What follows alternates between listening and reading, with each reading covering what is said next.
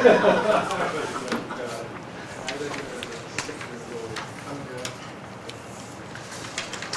right, let's call this meeting of the City of Delafield Economic Development Focus Group to order. It is Tuesday, June 15th. We have to have a roll call.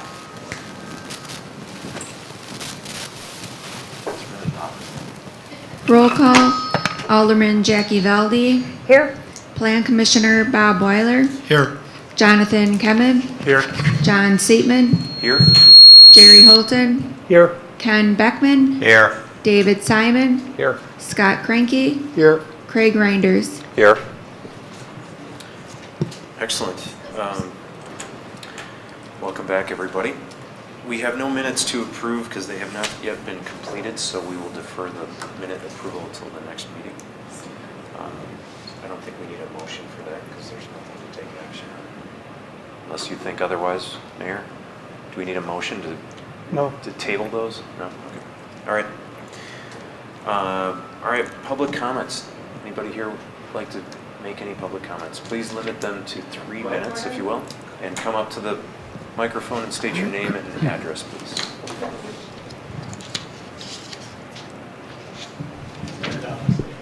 Take it on. Hi, Linda Holton, 45 Lillian Court, City of Delafield. I just have 2 brief comments because you're going to be focusing on downtown tonight to maybe give you like a citizen's perspective. I love our downtown. I shop there all the time. Jerry can attest to that. It's my first choice. If I can't get it there, I go to 83. If I can't get it at 83, then maybe the malls, then maybe outlying areas. I do not shop in Economock, ever. I may go to lunch there, but I don't shop there. But anyways, before you would drastically change the zoning or increase the density to, go taller, I'd like you to consider 2 things. You'd have to give up our quality of life, but I'd like you to consult maybe somehow through the city with the Chamber of Commerce, the landlords, and the business owners to see if you can get a uniform standard for operating hours. Most of the businesses close at 5 o'clock. So as a local person, or as an outside person, if I have friends over and I want to show them the downtown, it has to be on Saturdays. If you think about it, if you're working. There's no evening hours. I think a few times a year they have certain events where they're extended hours on a Thursday night, ladies' night, or something like that. But the majority of them are closed at 5 o'clock. Some of them are also, I know some of them are open on Sunday now, but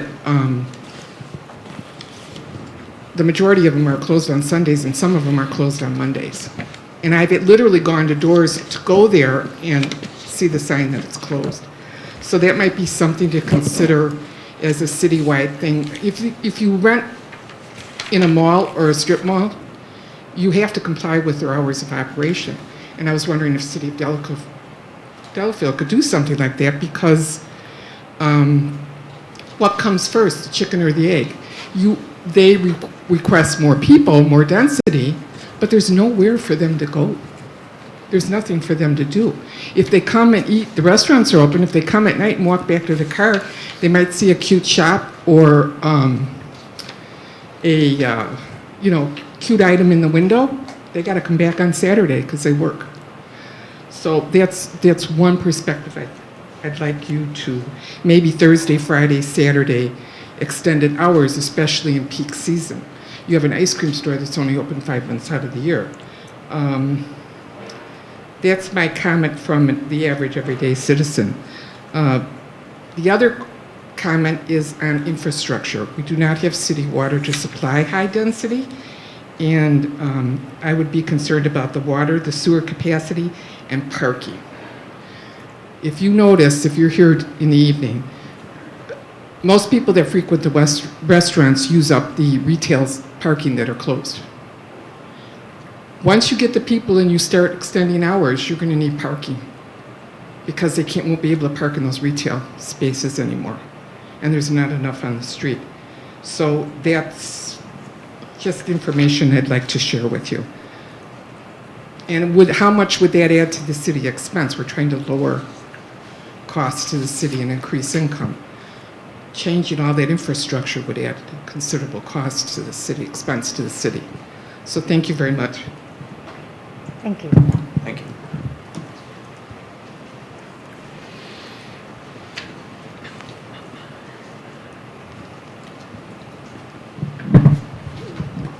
I'm Ralph Gerber, 3707 Campbell Trace, City of Delafield.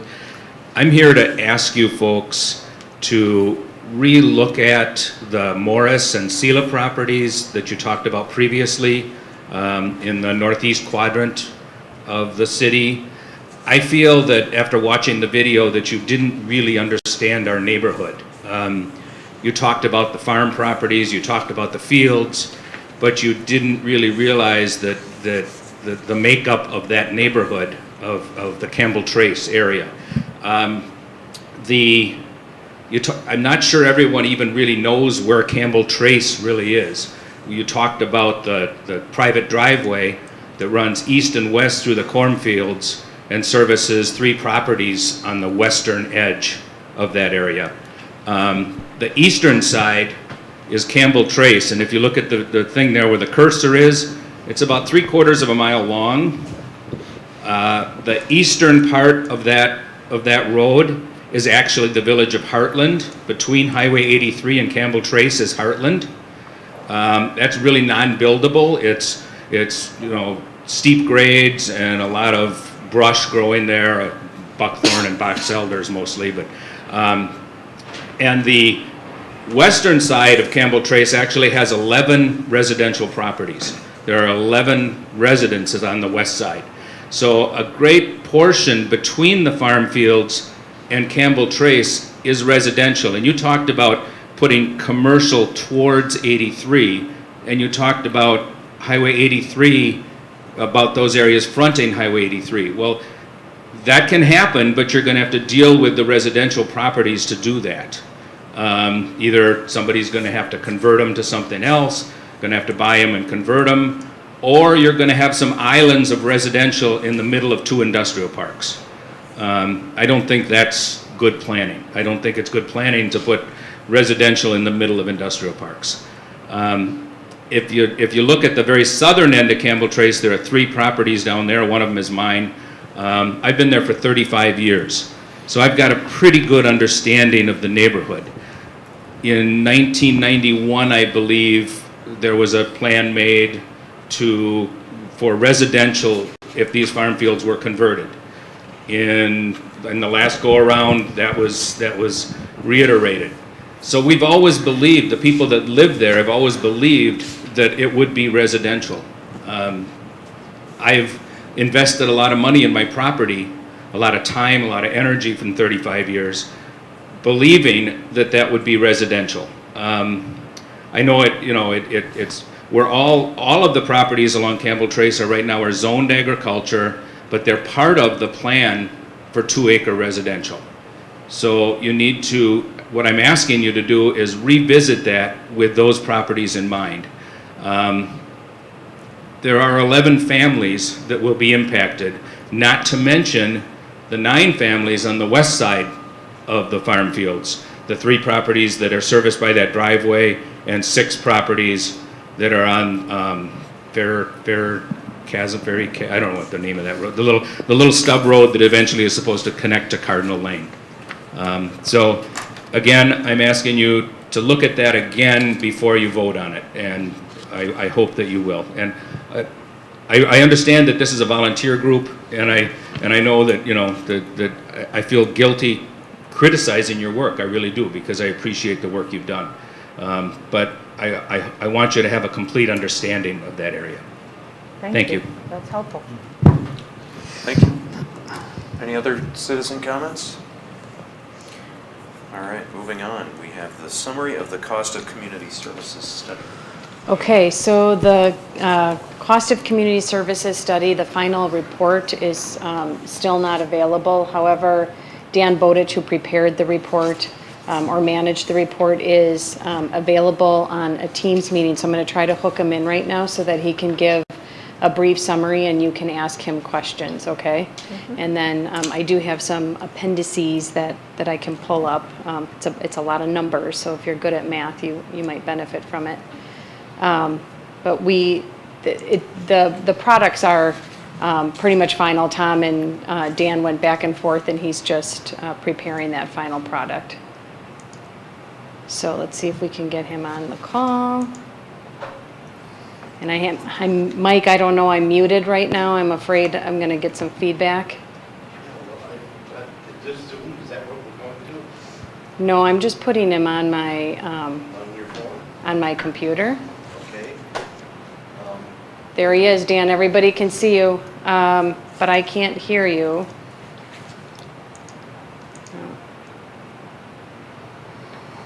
I'm going to do something. I think will. Dan? Bring your volume up on the computer. Is the audio turned off? No. Me. Unmute them. It says your speakers are muted. Well, I just did that. I just did that to go on and off. Dan, can you make sure you're not muted? He says, yes, I am not. I can release. Okay, let me try something. Here we go.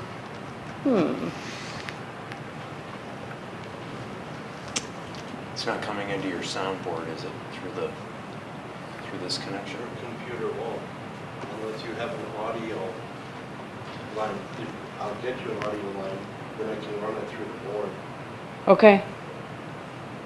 Whatever that means. Sure. Just plugs into your headphone jack, so hopefully Oh. that'll hook up. Okay, and if it doesn't work, Dan, I'll have you call my phone. The technology is almost there. I know. We're so close.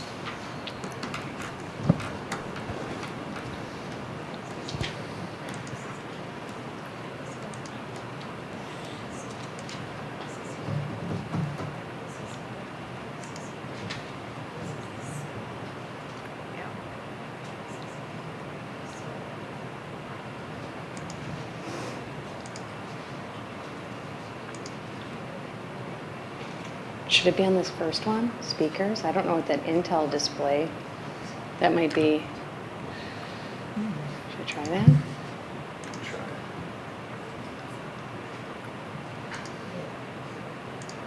Dan, are you there? No, that didn't do Yes, I am. anything. Just read his lips. I'm just going to put it back where it was. That should work though. Where's your headphone out? Oh, that's going through the HDMI. Yeah. Should I put it back to the speaker? I just. No, that's not it. I think if you go back to your Teams and hit the three dots, If it doesn't, I'll call Dan. You can't plug it in another one of these guys, can you? Yeah, Pete. Amy, Yeah, we can. Amy, go to the three dots on the Yeah, we top can. next to the, Let's plug it into yours. then go to device settings. Then I just won't say anything? Take that off. Right. Well, the only thing is Sorry. I'm gonna turn it off for just a minute. Turn it to line. Turn it on as soon as I get back to the control board so I don't blow the speakers out. This is a workaround. Let's see if it works.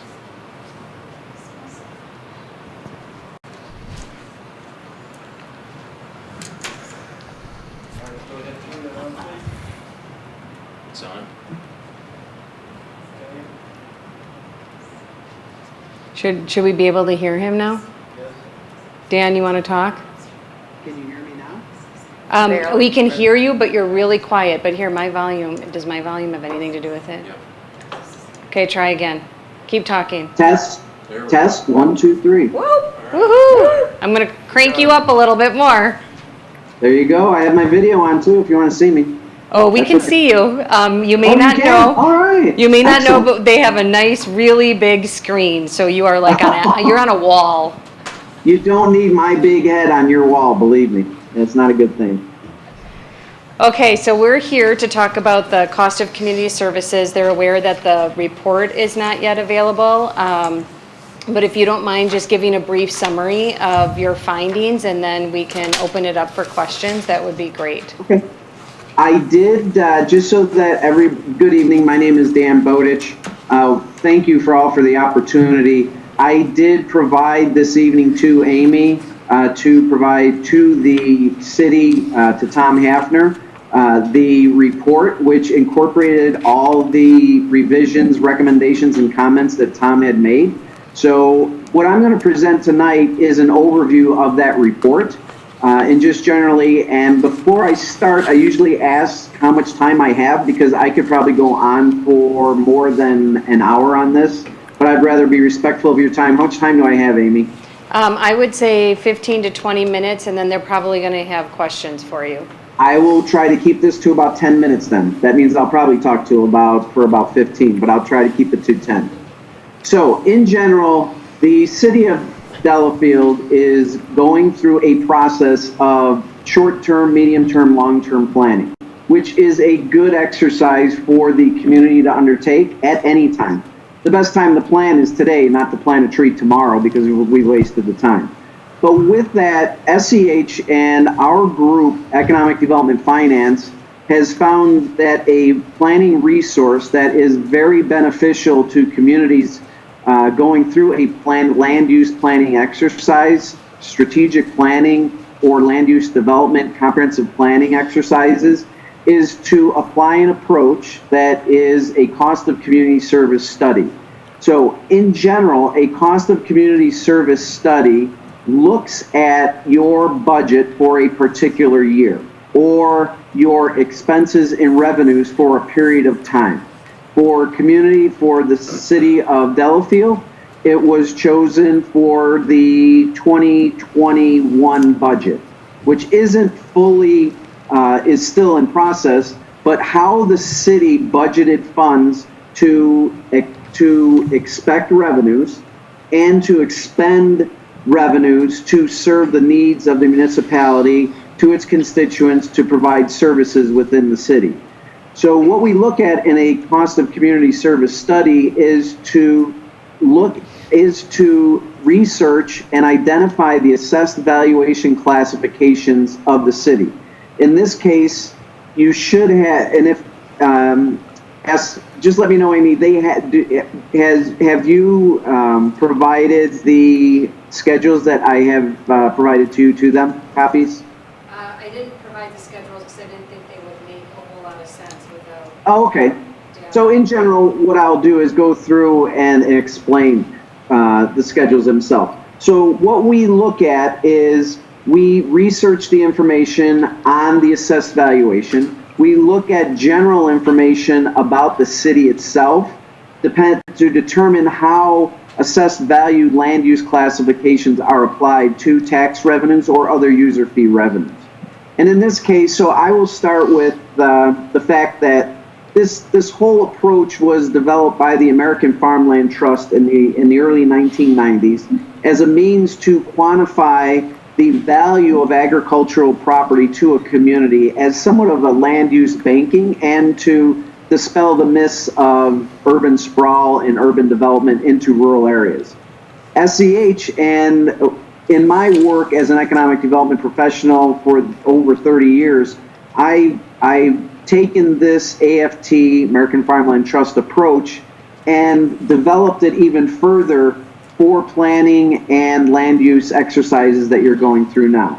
So it's a function of looking at it as a planning tool to use as a balanced guide to residential land use development within future commercial industrial land use development, so that you as the community, or as elected officials, or as planning boards, planning officials, can determine what the right balance is of residential to commercial to manufacturing to utility or tax exempt property, and incorporating how agricultural lands are consumed and the consumption of those lands.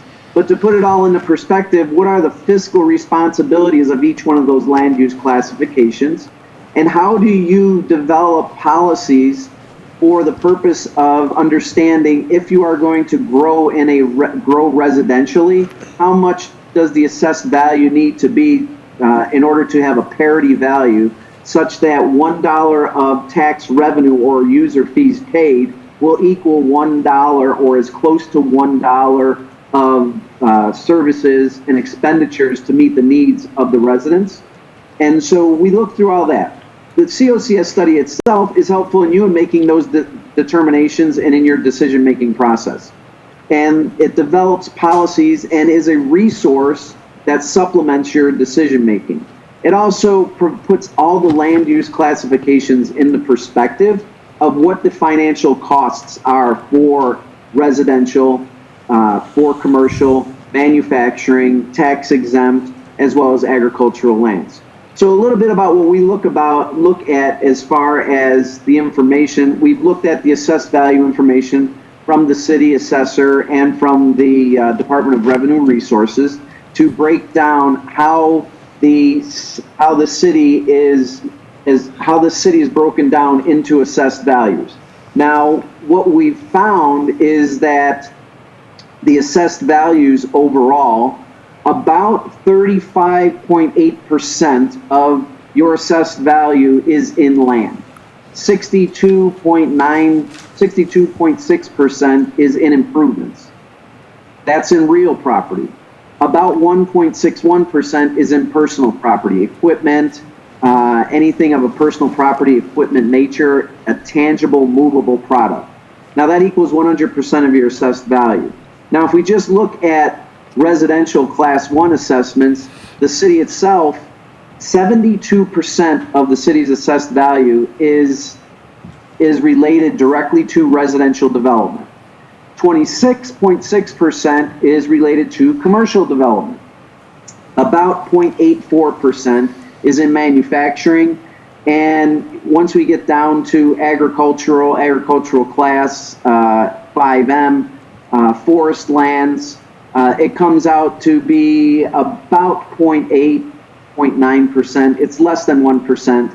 And then in what's deemed to be a classification of undeveloped land, it's a very small amount, 0.02, and we put that that is classified as tax exempt. So from the purposes of looking at COCS, predominantly, the city of Delafield is 72% residential from an assessed value perspective, 26% commercial, and about 1% manufacturing. Now that provides us with information as far as how do we develop fallback percentages to apply your budget to each individual classification. Because really what we're getting at is for every dollar of taxes or user fees paid, how much services does that land use, how much in services does that land use require in order to provide the level of service that is needed. So for example, a residential home. Now, for every dollar of user fees, now this is from the American Farmland Trust. So typically, for every dollar of taxes paid, the amount of services received could be anywhere from $1.20 to $1.50. It all depends on the community, the density of residential development, but it does make logical sense that if I have a single family home on a quarter of an acre or less than a quarter acre of land that has a mother, a father, 2 children, or 2.2 individuals, whatever the average may be for the community, what happens is they're going to use the library, they're going to use the streets, they're going to use the downtown, they're going to use city hall services, they're going to require inspection services, zoning. There's a lot of services that those police, fire, there's a lot of services that individuals, homeowners use. So you would assume that their COCS ratio would be greater than $1 per $1 of revenues paid, whether it be taxes or user fees. Now, as far as commercial land uses, typically the AFT will tell you for every dollar of revenues that they pay, they'll receive anywhere from 65 to 85 cents in services in return. People who own a business in the community don't use the library. Very rarely is there a fire, or very rarely is there need for police. So in essence, they're a donator to the system. As far as manufacturing, the ratio is even better it even looks better or provides more surplus. So for every dollar of revenues received from assessed value classifications of manufacturing, you could receive, you're going to be providing anywhere from maybe 45 cents to 60 cents in services. Because typically manufacturing is on large lots, they're big buildings. Very rarely does the police go out there. Very rarely would the fire go, would you have to have fire department unless it's fire inspections. They don't use the libraries, they don't use the schools, they use the roads predominantly. So there's not much service other than when the building is constructed, regular maintenance or reviews, code violations that might be looked at by the city. So in essence, they are a donator also. And then we look at agricultural as a land use classification. So agriculture includes not only the working land for a cash crop or a livestock enterprise, but also the farm improvements that are made, and includes the families that live there. So farmland trusts typically would state that for every dollar of revenues paid by a farm classification, they're receiving in services anywhere from 20 cents to maybe 35 cents. Again, a donator. So what does this all tell us as far as cost of community services, and how does it apply to your planning objectives? What it looks at is identifying and calculating as accurately as we can what your ratio is based upon default percentages of assessed value, working with department heads, fire department, the police, public works, in this case, the finance director, finance officer, to determine if there are subset default percentages based upon their intimate knowledge of the budgets as far as revenues and expenses. And then we tweak those percentages slightly based upon police calls to residential. How many police calls went to the residential community? How many went to commercial? How many went to manufacturing? How many went to tax exempt? How many went to the interstate, county highway, state highway, local roads for fire suppression or for medical health and safety purposes? Public works, how are they individually supplying services within the community? That provides us with what I call a subset default percentage, and then we apply those percentages to the revenue budget and expense budget overall. Now, we've done this for Delafield. We've gone through the process.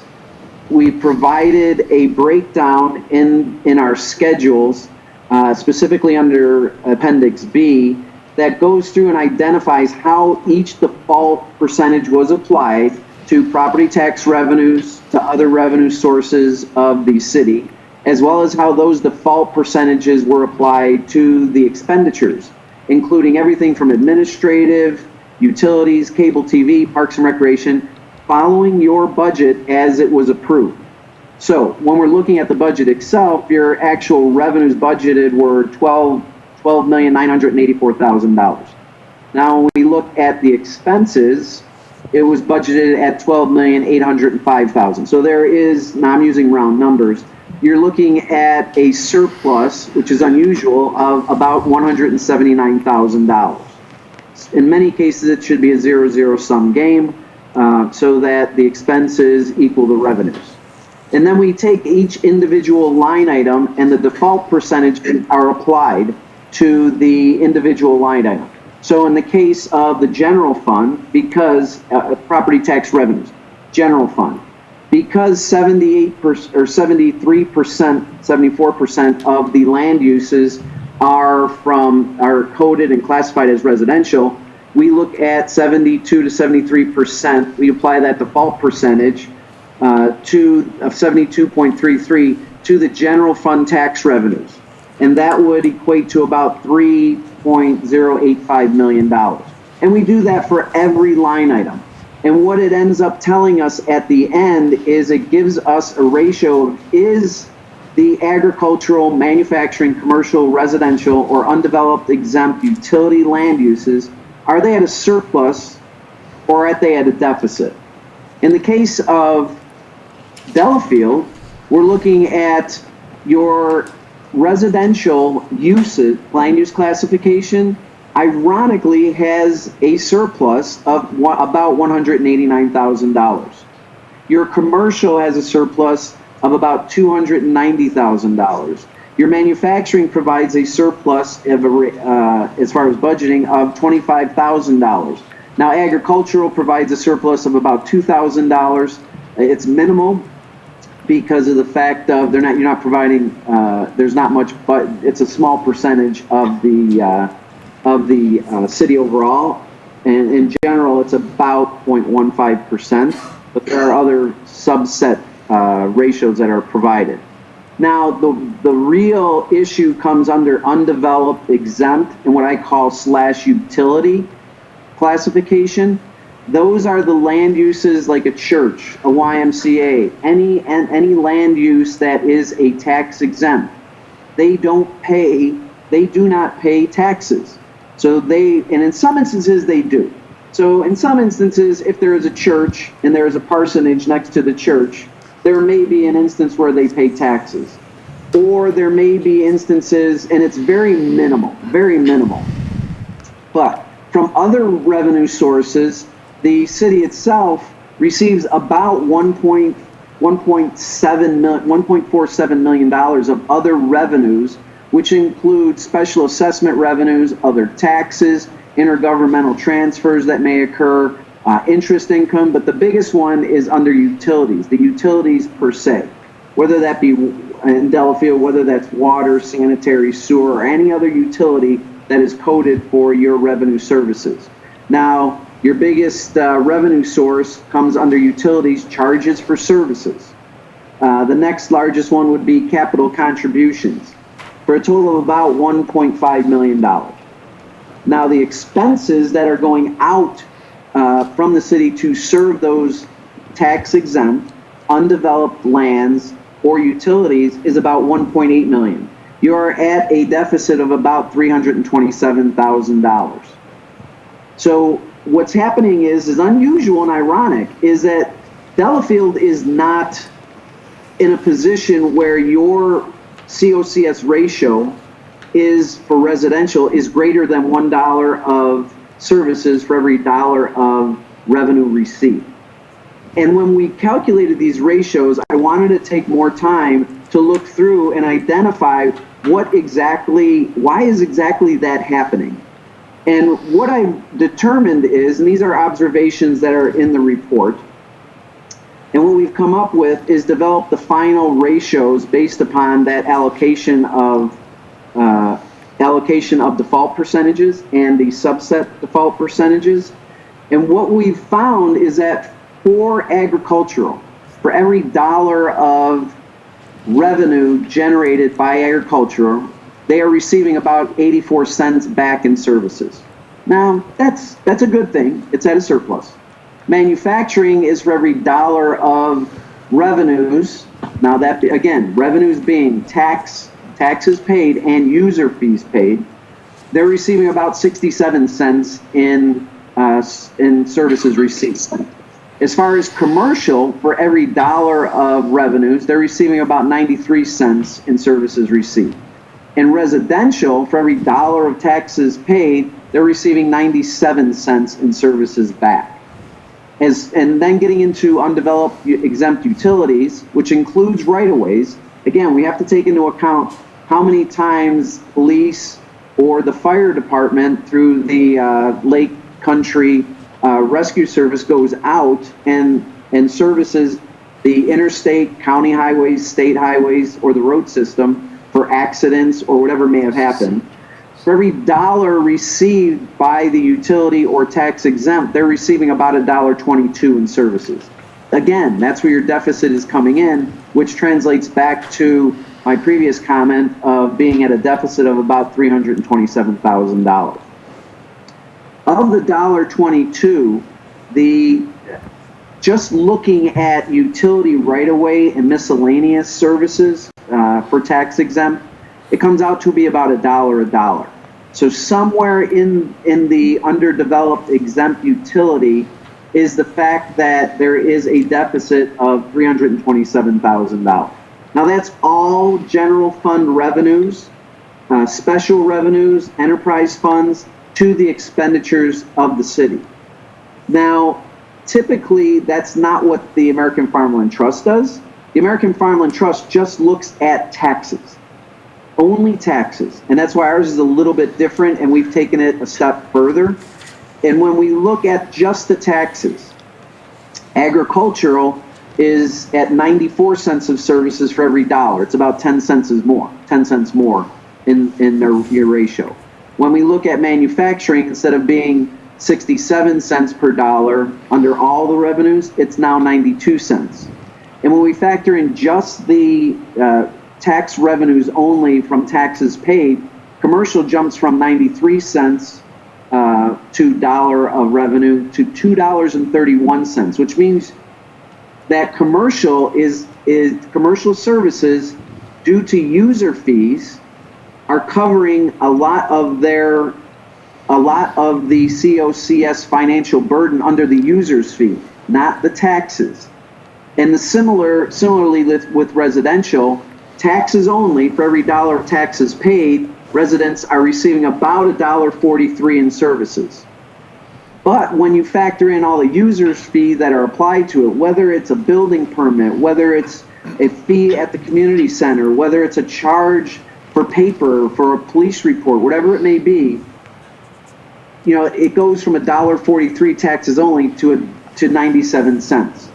Then again, the biggest, the largest of those now is underdeveloped exempt property. So because they don't pay much in taxes, they're receiving about $1,370 in services back. So effectively, what we looked at is what are the observations and how does this apply to your land use planning efforts in for the city itself? And how would you allocate the services itself? Now, let me take a step back and talk a little bit about some of the demographics that we'd apply these community services to give a little bit more context. So in 2019, there was a population of, we don't have the finalized 2020 data, so we have to go by what we have and information that we've collected.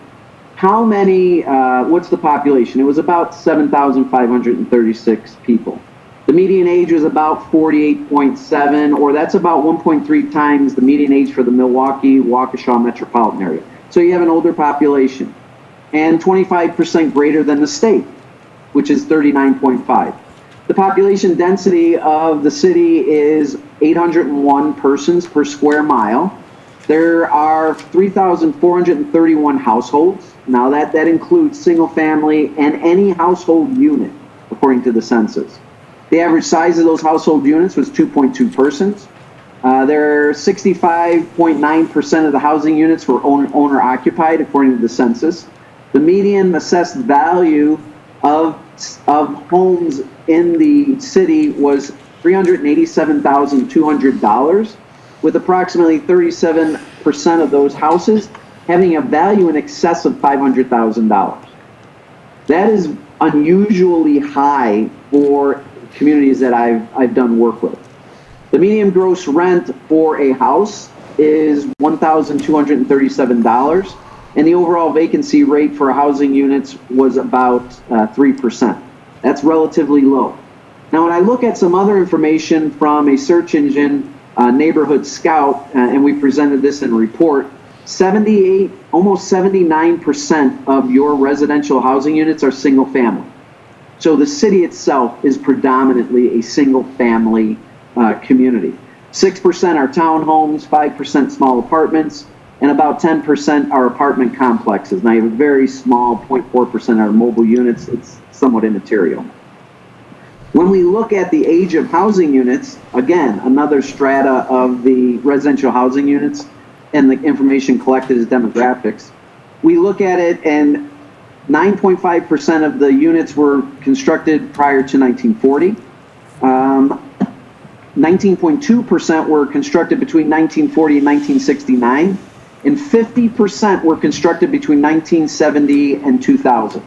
Now, from 2000 to the current time, as far as Neighborhood Scout, about 24% housing units were constructed in the last 20 years. So a quarter of your housing stock is relatively new, 20 years old. About anywhere from, I'm going to add these two together in my head very quickly, 74% of your housing stock was built after 1970. So you have a relatively newer housing stock which doesn't get depreciated.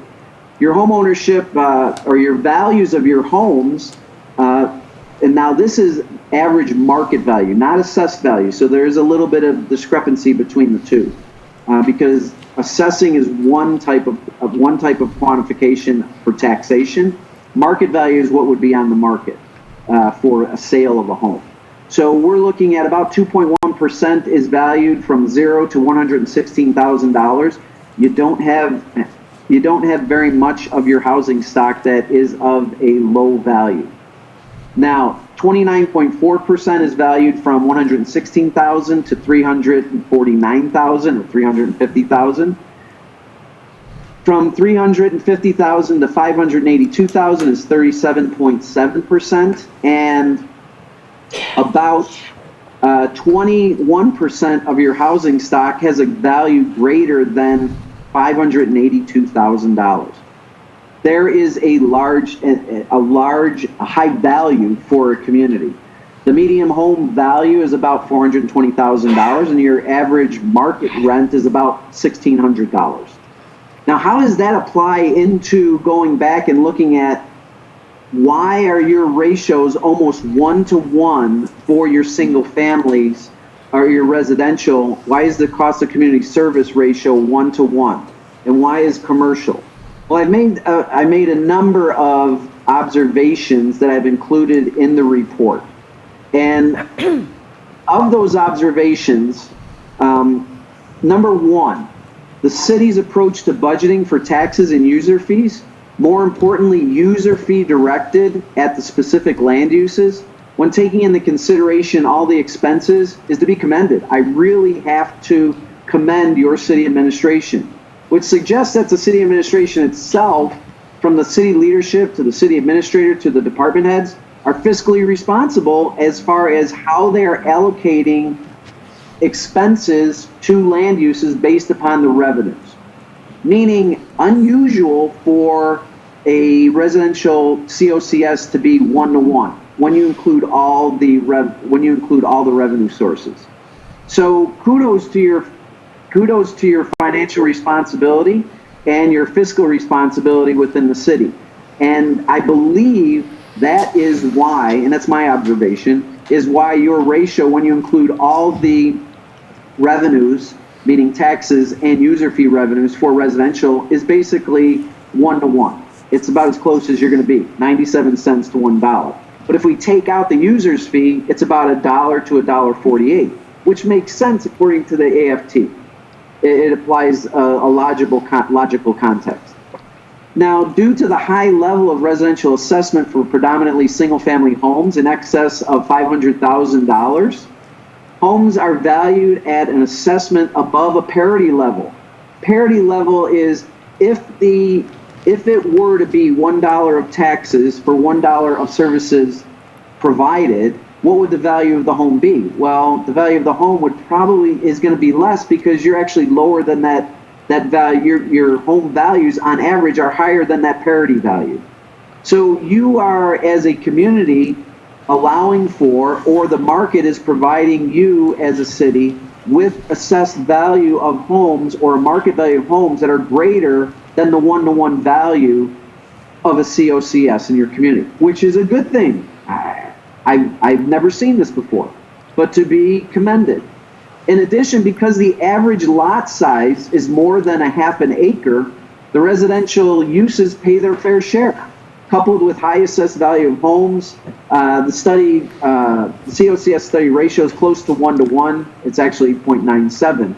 But when I look back at the basic information that we've collected, and I've analyzed it and looked at it from the perspective of you have in the city about 88% of your, or 83% of your residentially assessed land are parcels that are residentially assessed land. You have a total of 2,809 parcels in the city itself that are assessed. About 2,500 of those are assessed in a residential classification. Of the residential classification, the acreage of that land is about 2,346 acres. Now, the city itself has 4,211 acres. The next classification is agricultural. The next assessed valuation would be at agriculture is about 25%, and the as far as acreage, and then commercial would be about 14%. So, in the city, from an acreage standpoint, is about 56% residential. Now, if we take the amount of acres that are improved to the number of parcels that are improved, it comes out to be about an acre of land per dwelling unit for single family or residential development. Now, that's not the case across the board, obviously, because not every unit is going to have, but on average, it's about 1 acre of land, which is a high area for a community, considering that other communities might be as low as, if it's a high density, it may be as low as 1/4 of an acre. It may be anywhere between 1,500 to 2,000 square feet. So because you have a high average area of acreage for land use development related to residential, that impacts your COCS study. The tax exempt property is a major deficit on the city, and the study recognizes that. This is typical and acceptable because as you have as you have quality of life issues, you want to have churches, you want to have parks, you want to have open space, you want to have community facilities, you want to have nonprofits in your community to serve the needs of the community, and that all provides for the benefit of the community overall, and it's deemed to be a cost to the city that everybody pays. But when you look at the COCS disparity value, it's about $1 of revenues paid to $1.22 in services received. And once we look at when we look at just the tax revenues, it's off the charts at $1,380 or $70 of services received. So the city itself has taken steps to appropriately direct users' fees to the agricultural, to commercial and manufacturing and residential, to bring those levels down to a 1-to-1 ratio as close as possible. But the user fees really haven't been applied to the tax exempt entities. Now, I'm just throwing out various ways, whether it's through charging for an MS4 fee for runoff water. Now, these are just ways that other communities deal with it. Is there a payment in lieu of taxes associated with tax exempt properties? It's not exactly the most supportive or most popular ways to approach tax exempt properties, but they do receive community services and they're not paying their fair share. But what is their fair share? It might be $1 of revenues to $1.25 or $1.40 in expenses received. But definitely not, yes. Oh, sorry, I want to give you a 5-minute warning because we're clocking in. Okay. I'm almost done. Okay. I'm right here, right at the end. So the city may want to look at how it grows as far as tax exempt property, as well as how does it look at developing fees or potential revenue sources from tax exempt to reduce that disparity. And lastly, the current planning standards for residential development at a cost investment for single family units and the size of the lots are well within the COCS ratio. So if the community continues to have homes that are valued, and I provided this in the report, an assessed value of greater than $400,000 on land that's in excess of 0.75 acres on average, you will continue to have a COCS ratio that is positive. The report goes through and talks a little bit more about when these should be updated. when the report should be updated, normally about every 5 years to provide information, because again, it's only a snapshot in time. But I do want to end with that, the top five major observations. And sometimes I will have clients ask me, well, Dan, you went through this whole process to tell us what we already know, or to tell us that we're doing well, or that we need to work on a certain area and we know that. Well, the numbers here justify that, justify where your approach is for land use development. And as far as density, your density is right there. As far as the size of land uses, it's appropriate. So when you're looking at your major land uses, it's predominantly single family residential, and it's predominantly commercial land uses. So if you were to offset anything, you may want to consider manufacturing. I can't make those decisions. Those are local decisions that you would make.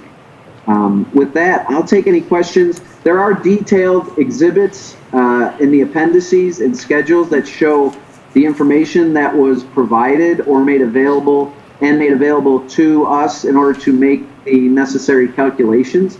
I did want to thank the mayor, as well as Tom and Amy and all those department heads that helped and provided information.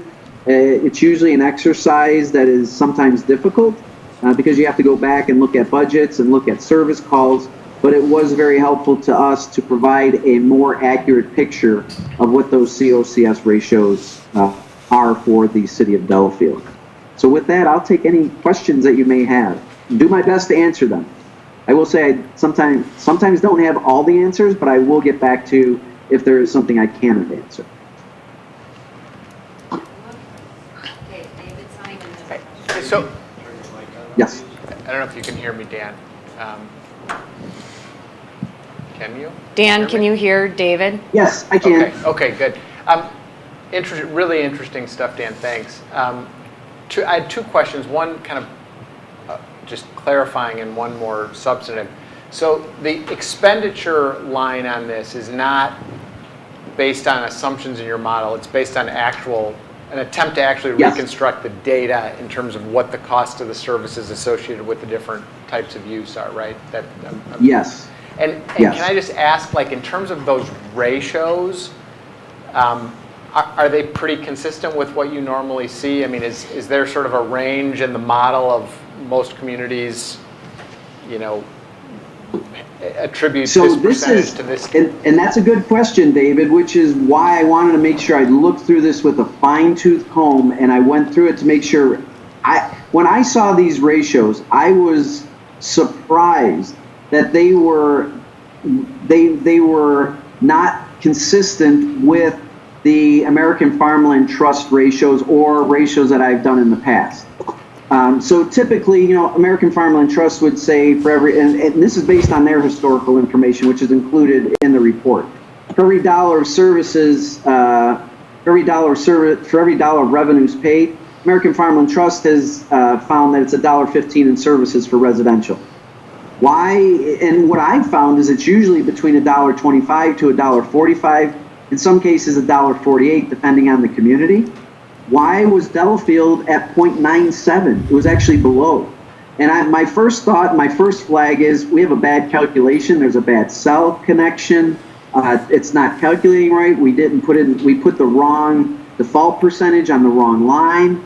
And I went through it with a fine-tooth comb. And once I started to look at the information, David, as far as the demographics, then it began to make sense that because your market value, assessed value of your single family homes is so high and well and above a parity level of 1-to-1, that the revenue, the user fee revenues, once you look at that, it's really directed toward driving down, whether it was intended or not intended, I don't know. But if it wasn't intended and it happened out that way, good for Delafield as a city administration. But in essence, these are not typical COCS ratios. Typically, like I said, the residential is a deficit, tax exempt is at a deficit, and then the major contributors are commercial, manufacturing, and agricultural. But in Delafield, you have one where the residential When you include all user fees and taxes, it's about it's as close to 1-to-1 as you can get. And Dan, that actually kind of ties perfectly to my substantive question, which is, you know, a lot of what we've been talking about in this committee is things that I think you're saying are going to increase the ratio for residential. We're talking about a lot of residential. We're talking about higher density residential. And what I think I hear from your observation is part of what drives that low ratio is big lots and expensive homes. And to the extent we are adding into the city more sort of smaller lots, higher density, lower cost homes, we're going to drive, you know, we may not drive it over one. I mean, it may not move it in a way that it becomes, you know, revenue negative, but it's going to move it in that direction the more we go in that direction. Am I understanding that correctly? Yes, exactly, and that is the differentiator of understanding your cost of community service ratios. So what you would want to do, and this is the important decision to be made, is that if, for example, a developer were to come in and develop an area with 50 lots at homes valued at $1 million each, that would allow you to then offset that value, because that's going to be what I would call a surplus, because they're going to be adding to the surplus. They're going to be paying more taxes and user fees than services they actually receive.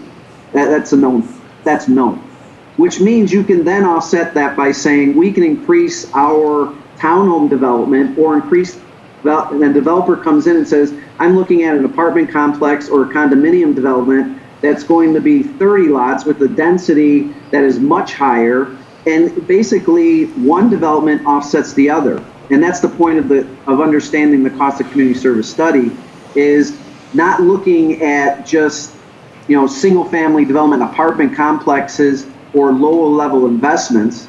For me, David, if a developer were to come to me and I was working with the city of Delafield, consulting with you, and it was 1,000 new lots with an average home value of $200,000, I would say, time out. We need higher values, or you need to have higher values on average, or you need to have homes that are bigger on this subdivision and homes that are smaller, so that you have a level of housing stock that can meet all income sources or income levels. So you want to consider the implications of one type of land, one type of investment in single family residential over the density of another type. But that's a good observation. Thanks, yeah. Dan. That's helpful. I have an observation as well as some questions. I think what I heard David ask and how you answered it, I'm not sure there might have been a disconnect to some extent. So I'll go back. I don't think I heard him say that the way we have it today is why our ratio is below 1 per se, and that if we don't keep it the way it is today, it's going to go over 1. In fact, I think the reason we're here is that the ratio, even though it's attractive from your perspective, isn't good enough. We have to increase it. So that's why I always use the example, is if you have a 2-acre lot that we have apparently in abundance around here, and developers saying that today most people don't want to be on 2 acres. If you have a 2-acre lot with $1 million house on it, and we do, through our committee, we say you can now put a $1 million house on a 1-acre lot, you've dramatically reduced that ratio. You have to. You haven't dramatically reduced it, but why wouldn't the fact of the matter. Why wouldn't it dramatic? I'm talking about just that one unit, and if you increased it around the city, why wouldn't it dramatically reduce the ratio? Because so you have to take into consideration the value of the investment in the home. If it's a $1 million market value home, currently on a 1-acre lot, and there's a proposal to have $2 million homes on 1-acre lot, meaning they're on a half an acre themselves, the value of that home is, and the taxes paid on that home are going, and the user fees on that home are going to outweigh the services required by That's the that home point I'm still. making. That's the point I'm Yeah, making. because the value of the home is so high. That's the point I'm making. So it's dramatically going to reduce that ratio.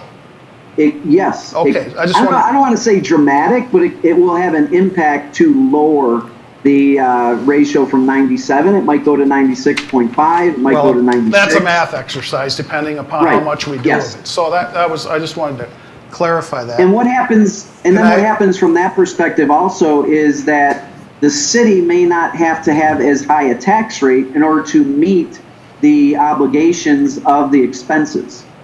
No, I get that.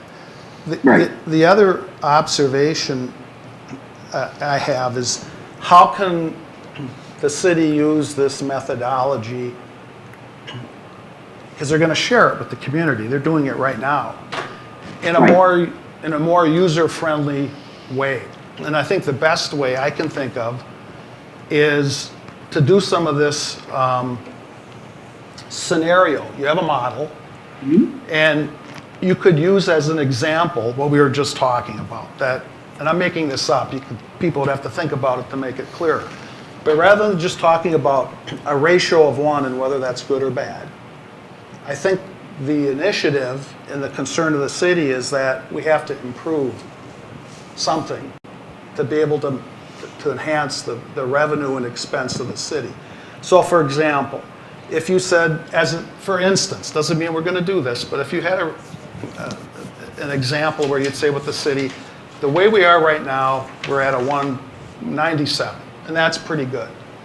But if we, and I'm making these numbers up, but if we took all of these 2-acre lots, as a for instance, and said we're going to change zoning, not that we are, but if we did, and now said we're going to assume the same value of home, double the same value of home because you have twice as much property. The impact of that ratio is Y. And then you could use the same example if there's some area that we think is really appropriate for what I'll call higher end condominiums. And if you had 2 of those in these kinds of settings, the impact of the ratio would be C.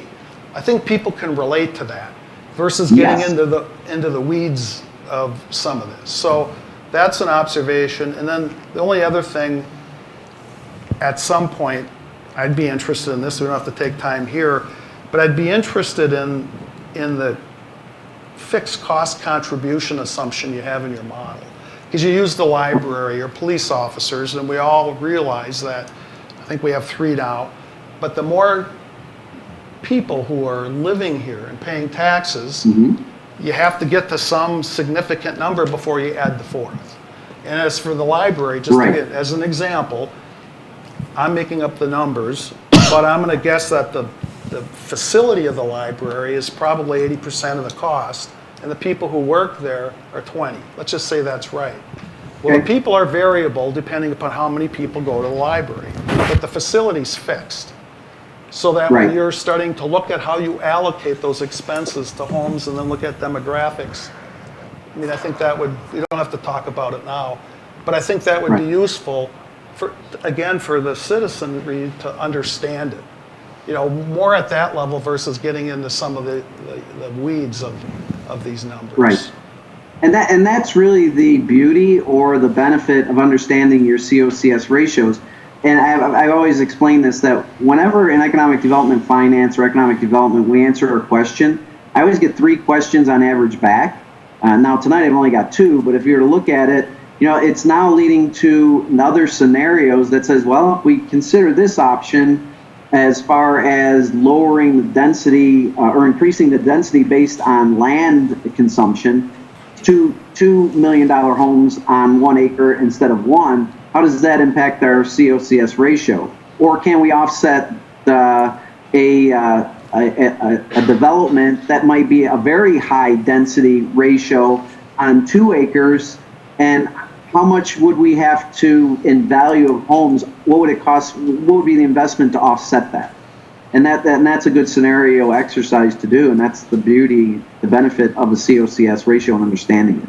Because now you're making land use decisions based upon the financial implications of those decisions you're making. Now, if you want to be all residential and have an average home value of $100,000, your taxes are going to go through the roof because you're not going to have enough expense, you're not going to have enough revenues to provide all the expenses you need, whether it be fire, police, city administrative services. And I find that all the time. Dan, there's another question. Just so you Yes. have three. In our community, what percentage, you said like 21% of the residential of the housing stock is over 582,000. Did you do any breakdown of this information regarding the lake? I mean, we've got huge numbers of lake lots that clearly average much less than an acre, yet they're high dollar properties. Right. How does all of that fit in, especially when you compare Delafield to other communities that may not have the same percentage of their residential lots being lakefront? Right. Well, to answer that question, we did not look at specific areas per se. For example, the lake area and lots on the. We looked at the city as a whole in general to determine what the COCS ratios would be. I mean, that's something that can be done, but typically a COCS study is done on the community as a whole, and it looks at averages.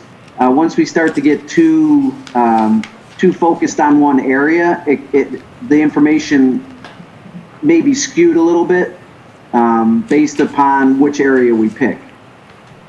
Okay, I just didn't know if you could have taken all the data that you did based on residential and broken it down by whether it's an R, an RE, or an RL zoning. We could do that, but we did not. We looked at it basically from the land use classification of residential, and that's based upon the land use classifications in the Wisconsin state statutes under section 70.32. So we applied them from that general perspective. And then when I went back and looked at it, now in many instances, assessors will further classify land uses by, so for example, residential, they may be classified by single family, townhome, small apartment, a complex, mobile home, whatever type of unit that is. And we can definitely go back and look at it based upon single family, or if we knew what which percentages, or if they were coded lake property, we can look at it from that perspective. But in generally, 79% of the homes in the city are single family. So it's going to be predominantly single family homes that receive all the services. Another way to get at Ken's question, which I think is a good one, is you mentioned at the beginning that I think for Delafield, that 62% of the value of a residence is improvement and 38% land. So if you looked at that ratio from a community similar to Delafield without a lake, what would those ratios be? And I think that would get at what you're asking, Ken. Right, I think that you've got a huge number of $1 million type homes on as little as quarter of an acre lots because they're on the lake. And I don't know how the whole lake situation skews the Delafield data compared to other communities you've studied. So it's a function of statistically removing the skewed information. So what you're asking is statistically or data-wise, removing the parcels on the lake and then rerun the analysis to say what would be the application of the COCS studies then, the ratios then. Yeah. You wouldn't even have to do that. You just have to look at another community like ours that doesn't have a lake and see what those 62 and 38 is. Right. Does it turn into the land is 50 and the improvement's 50? Because that's all weighted into the Delafield ratio that you talked about. Gotcha. It's already built into that, if I understood what you said. Yeah, and if we have an average of one house on an acre, if you take off the lake lots, does that go up significantly? Which I would assume it does. Because there aren't that many quarter-acre lots in Delafield that aren't on the lake. Right. Right. And by the way, I'm on an eighth of an acre. You said quarter-acre lots on the lake. I'm on So an you're eighth of- spending a hell of a lot of city services for your eighth No, of an I'm acre. I'm contributing based on, I'm a part of that 64 you're asking about. That's probably different in a different community. Dan, I had a question, if you could help me understand. You said one of the main differentiators was the user fees that were involved. I guess, so if that's the case, wouldn't you assume then that as densities went up, the user fees would have a greater impact? Can you just explain that concept quickly to me? Can you repeat that question once again? I want to make sure because it glitched out for me for a second. You had said that as you went through, you found a lot of anomalies with Delafield. Right. And that one of the differentiators, or the prime differentiator, I think you referred to it as, was the impact of the user fees on the cost of community services study. Yes. If that is the case, doesn't that then indicate that higher densities would generate more user fees and have a greater impact? I'm assuming the user fees come with the density, right? Per unit of... Correct. Right. So the user fees would come from predominantly building, locational improvement permit fees, building and permit fees. If they're using the park and they're paying for rental of equipment, or they're paying a fee to be a part of a park program, yes. So if you're increased, yes. So the user fees would increase also. Okay. Which is why it's really important to take out the user fee information to see what it is, what the COCS ratios are just on a tax-based application. Okay. So one follow-up to that then, you said kind of the balanced ratio for the city was 0.75 acres and a $400,000 home. Right. If the $400,000 home component stays the same, the improvement, and that 0.75 goes down to 0.5 or, 0.25, what's the impact of that? So the impact would be you would be increasing your density, and if you're increasing your density, assuming that the value of the home remains the same, it's a $400,000 home on a quarter-acre lot, you still should be fine with your COCS ratio. It should continue to work out in your favor.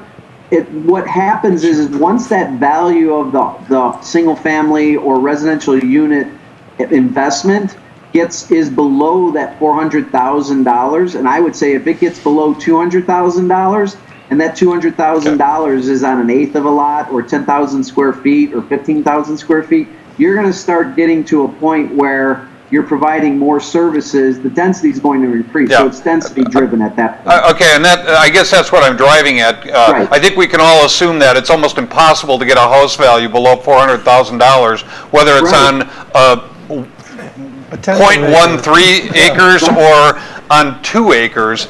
So if I understand that correctly, as long as you can maintain the improvement value, the density really works in our favor. Right, yes. Okay, and increases the ratio. So theoretically, again, assuming you can maintain the $400,000 improvement, as the density goes up, that ratio should really improve, because if a major mitigating or a major factor, contributing factor is user fees, you're going to be accelerating the user fees and maximizing the land value without sacrificing the house value or the improvement value. Right, that's a good way to put it, and I appreciate that observation. Okay, that as long as the value of the market value of the home, the assessed value of the home is in excess of, and I'll even go as far as saying in excess of $500,000, which it very easily can be in Delafield, is that now the density and the consumption of the land, you're really maximizing the consumption of your land and it's not impacting your COCS ratio. In fact, it's improving it because the value of the investment is so high. Okay. Yeah, well, I had it. You know what? I live in Crown Point, Indiana, and this was about 15 years ago, and the city was going through a similar comprehensive planning process. And Crown Point is it's a rural community growing because of urban growth and moving out of the cities to Indiana, and we're having a lot of single-family development and subdivisions. But one of the scenarios in the long-term land use plan was to annex, 3 square miles outside of the city and have it predominantly be residential development. And I said, time out, Mayor, you can't do that. I mean, you could do it, but you're going to increase my tax rate because you're extending all these services into without any offset of commercial or manufacturing. And I was a part of the public. I was not a consultant to this. I was just an individual interested as a resident of Crown Point. And after they realized it, they pared it back and decided on an annexation growth strategy, and then really looked at, we can't have all residential. We have to put some commercial or identify areas for commercial and possibly low level, low impact manufacturing and something to offset the single family homes that go in.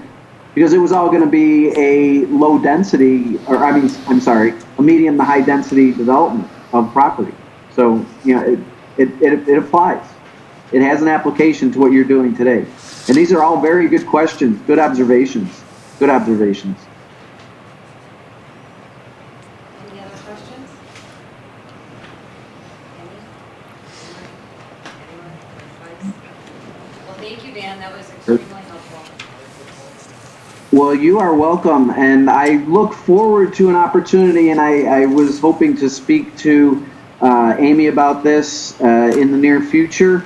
I do get up to Delafield on occasion prior to COVID, usually about 1 to 2 times every 3 to 4 months. I would be more than happy at my own expense to drive up to Delafield and spend some time with you if I'm up there on another project, to meet with you all. I look forward to meeting with you all and spending some time with you to get some more information or to provide any answers I may have or pick my brain about economic development. I'd be more than happy to do that. Okay, thank you. I'm going to hang Thank up on you now. Have a good night.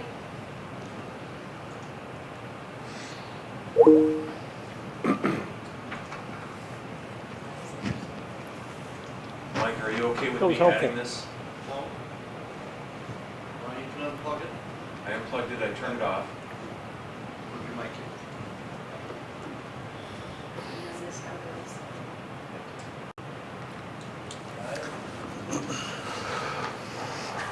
Okay, it's on.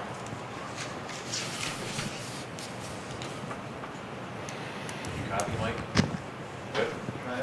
Yep, check. Switch it to mic.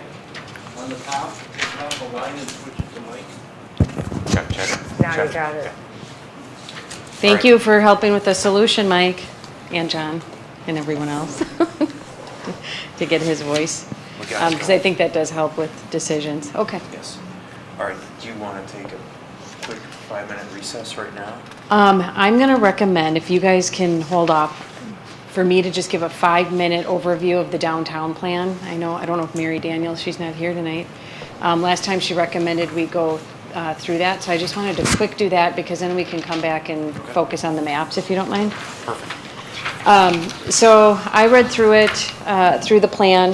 Hopefully you did too. There is a lot of good information, so if you haven't, I recommend that you do take a look at it. And interestingly, this plan was developed in 1993 to help the city develop downtown, and from what I could tell, quite a bit of it was implemented. And now I think it's a determination of whether or not that's the plan that you continue to use moving forward, or if the downtown area needs to grow, shrink, change, what have you. So a couple of the goals of the plan that I just want to quickly discuss. Well, first of all, it summarizes that they emphasize the need to retain the unique historic and architectural character of downtown. There are downtown design standards that implement that goal in the ordinance. It also includes a statement to promote high-quality development and provide effective setting and framework for businesses downtown to thrive, and then to support new development, but at the same time retain the character and architectural integrity of the area. And so specific goals included, again, preserving architecture, character, and integrity, maintain the integrity of the single-family residential neighborhoods near downtown, control the growth at I-94 and County Highway C. Specific concerns were related to appearance, traffic safety, stormwater drainage, and to avoid extensive development similar to 83 and 94. And then it does say in there to limit uses to B5. So I think that's worth at least considering as we discuss that, or did discuss that corner when we come back to it. Preserve the residential corridor on Genesee Street between the interchange and downtown. I do want to, when we come back, talk about that area. I do get quite a few questions. But it does say to control that area for a period of 10 to 20 years and then come back to it to see if it should still remain. Maintain the efficiency of Genesee Street and Main Street as arterials to downtown. Provide sites suitable for multifamily. Identify areas where high density can occur without creating congestion. Promote use of the Bark River Parkway and Southwest Lake Nagawicca for recreational use. Should be included in planning for St. John's. Orient future development of downtown toward the lake, which is interesting. They made a conclusion that downtown is really facing away from the lake and takes people away from that resource. And then promotes limited transient tie-up boat docking at the pond bulkhead with a walk-in trail. Landings with traffic is discouraged. Delineations, it also states that delineations of the downtown supersede the land use plan. Right at this point, I think they match up. The downtown plan and the land use plan and the zoning are all consistent with one another. Potential uses on St. John's near the river include townhouses or medium-density multifamily development. Access should be from, is it Exeter Street? Is that how you pronounce it? Mm-hmm. Develop St. John's as a plan unit development. Preserve area zoned single-family and lake residential. Should not be zoned at higher density except as a PUD, requiring more efficient use and attractive development. And then in addition to that, there's sections on traffic recommendations, parking, architectural recommendations, streetscape improvements, and park improvements. But I think just talking about those, there's a lot of conclusions that are made regarding land use downtown that we'll get into later. And so if your recommendations end up matching, so be it. If they end up being different, the city probably would, one of the recommendations may be to go and readdress this plan to make it more current. So that's all that I have to talk about related to the plan, unless you have any questions. And then we can take a brief 5-minute break. Come back at 8 o'clock. Does that work? Everybody okay with that? Yeah.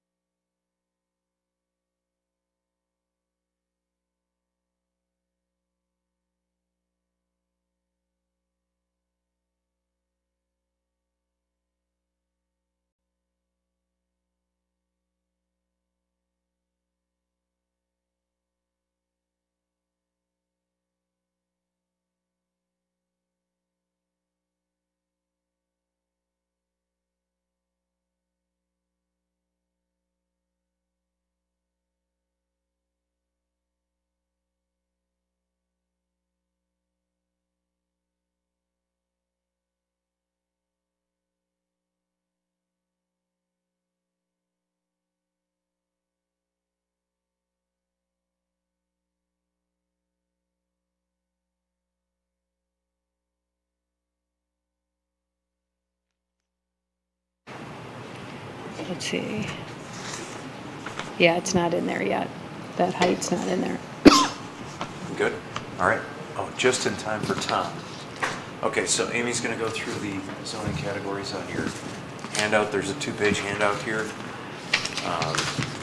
3 pages, actually. So I don't want to spend too much time on this, but I thought it's probably a good idea now that we're getting into areas, well, and even the areas we already discussed, to just really quickly go through the different districts available in the city, and you can look at this further on your own time. I'm glad I did it for my own use because I learned a couple of things regarding specifically hotels and motels. But anyway, so you start with the A1. A1 allows single-family residential and ag uses versus A1E is exclusive agricultural only unless you have a single family that is part of that farm. And then you've got several single-family districts. I won't go into them in great detail. Oh boy, that I don't like. You have several single-family lots, different size and width requirements you'll see, and then there is a special R1D district, which is a single-family residential district for downtown. It's intended to be a smaller lot to accommodate those existing lots that have been around for a long time. Then there's a few districts that allow single and 2-family residential, again with different lot sizes. And then there's one special PUD zoning district for St. John's. It's along the lake on the east side of Genesee Street. And that subdivision, or that zoning district allows there's not a specific lot size or width requirement in it. It was just approved for the development that was proposed, and the lot sizes and widths that are in that development are pretty much the requirement. And then the other standards still apply. The code does specifically state that the ordinance, that the additional districts of that type shall not be created elsewhere in the city. So that was a one-time deal. And then there are some multifamily districts. And going back to that, I would say that the city attorney would probably disagree that that's not a good method. Right now, the city does PUDs through conditional uses. He would prefer them in the future to go through as a overlay zoning district. So you would create a district specific to certain subdivisions, and then all of those standards would apply, rather than the CU. R6 is a multifamily district. If you go to the next page, the standards for R6 are stated, or should be. Maybe they're not, just kidding. Oh yeah, they are. So the lot area per dwelling unit is based on the number of bedrooms within that unit. And then, at the last meeting we were talking about, well, what do you control the scale of the number of multi-family buildings or units that are allowed?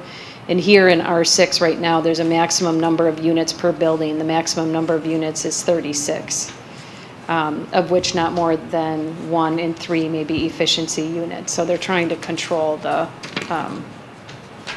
overall size. Amy, I'm not sure I understand this. So when it says efficiency, 2,500 square feet, what does that mean? That means, so if you have a building with 8 units and you have 1 efficiency, 2 one-bedrooms, you take that square foot, you total up that square footage, and that has to be the lot size that building is on. Okay, lot size, okay. Got So it. a little, The size of the unit. Yeah, I was That'd be thinking one that's heck a of big unit. efficiency. well, when I originally wrote it down, I did think that. I'm like, It took me a whoa, second to see that too. that'll raise No the wonder nobody's property doing it. values. And then there's a multifamily district specific to elderly, and within that, they have to meet statutory requirements for elderly housing, and then that gets deed restricted against the property. And again, the criteria for lot size is dictated by the number of bedrooms. And in there, the maximum number of units per building can't exceed 60 units.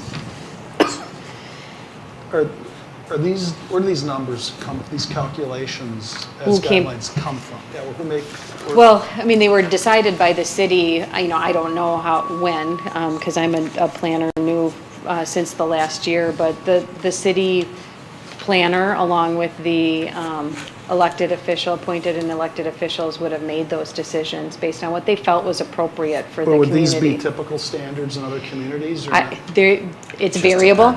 It's variable. Some people don't have specific standards. They will just say, give you a density, 4 units per acre, 6 units per acre, whatever. In some municipalities, they do get specific about number of units per building, maximum number of buildings potentially, based on the acreage. It's very variable. And then you've got downtown, you've got your CBD1, which is the most flexible district. That's in the heart of downtown, right along Genesee Street. In that district, you're allowed several different business uses, and you can get conditional uses for a couple of things, but a multifamily does require conditional use. So if you put residential above businesses, you do need a CU. However, Which is pretty typical. Yep. When you get mixed use, you're going to usually see a CU requirement. In CBD2, which is intended to be a transitional zone, so the next ring outside of the CBD1 allows business and 1 and 2 family residences, which is interesting. And then again, you would need a CU for multifamily. CBD3, excuse me. CBD3 is pretty limited to, is it only the hotel property, I believe. So the hotel property and then the area north of Pamela Street, that's all in, John, correct me if I'm wrong, but that's all primarily in Hendricks ownership. It's intended to be a district within the same ownership. So that's part of a large planned development. And that can integrate mixed use under the same ownership, including commercial and residential, are both permitted. So in that district, you could have multifamily permitted. Hotels are also a permitted use in CBD3. And then B1 is a business district. Usually B1 is really low-key business, office, office service type uses, retail. In the city of Delafield, they do allow residential behind or above, and you do not need a conditional use. So that's kind of interesting. It's more flexible than your downtown districts. But no mix of uses on the same floor space. B1A is just a little more restrictive in that the residential uses are limited to the owner or proprietor of the property. In B2, commercial uses that are compatible with residential uses, so those are business districts adjacent to and residential properties and more of a transitional zone. But you are allowed motels by a conditional use. B3 is a commercial district along highways. No residential is allowed, and again, hotels and motels are allowed. B4 is a commercial use with variety of uses on the same or adjacent lots. No residential use is allowed. Light manufacturing can be accommodated if allowed by a CU. So as we were talking about some of those parcels in the northeast corner, and we talked about light industrial, but you wanted to be really careful with what that meant. That is an option, is you could allow it by special process. B5 allows for office type uses, and automobile parking lots are allowed in B5. So that's your C and 94 corner property. B6 is a commercial holding zone. I would say it's pretty open for development. You're allowed commercial uses, hotels and motels, residential, multifamily, provided you get a planned unit development. So that requires a conditional use. M1 is limited industrial, manufacturing, and then you've got P1, public and nonprofit uses. So I just found it interesting. I didn't know hotels and motels were allowed in multiple districts, so that was good to find out. But not in B5. Not in B5. You can have a car line there. Well, that was You can have a car parking lot. lot, yeah. Not a car lot, parking lot, difference, there's a difference. So I think it would be, as we go into the next meeting, I would, if you can, keep this sheet because we may want to go to it. If you want to recommend a certain zoning district, that would be one option. Or you can be more flexible and we need to work on creating new districts moving forward.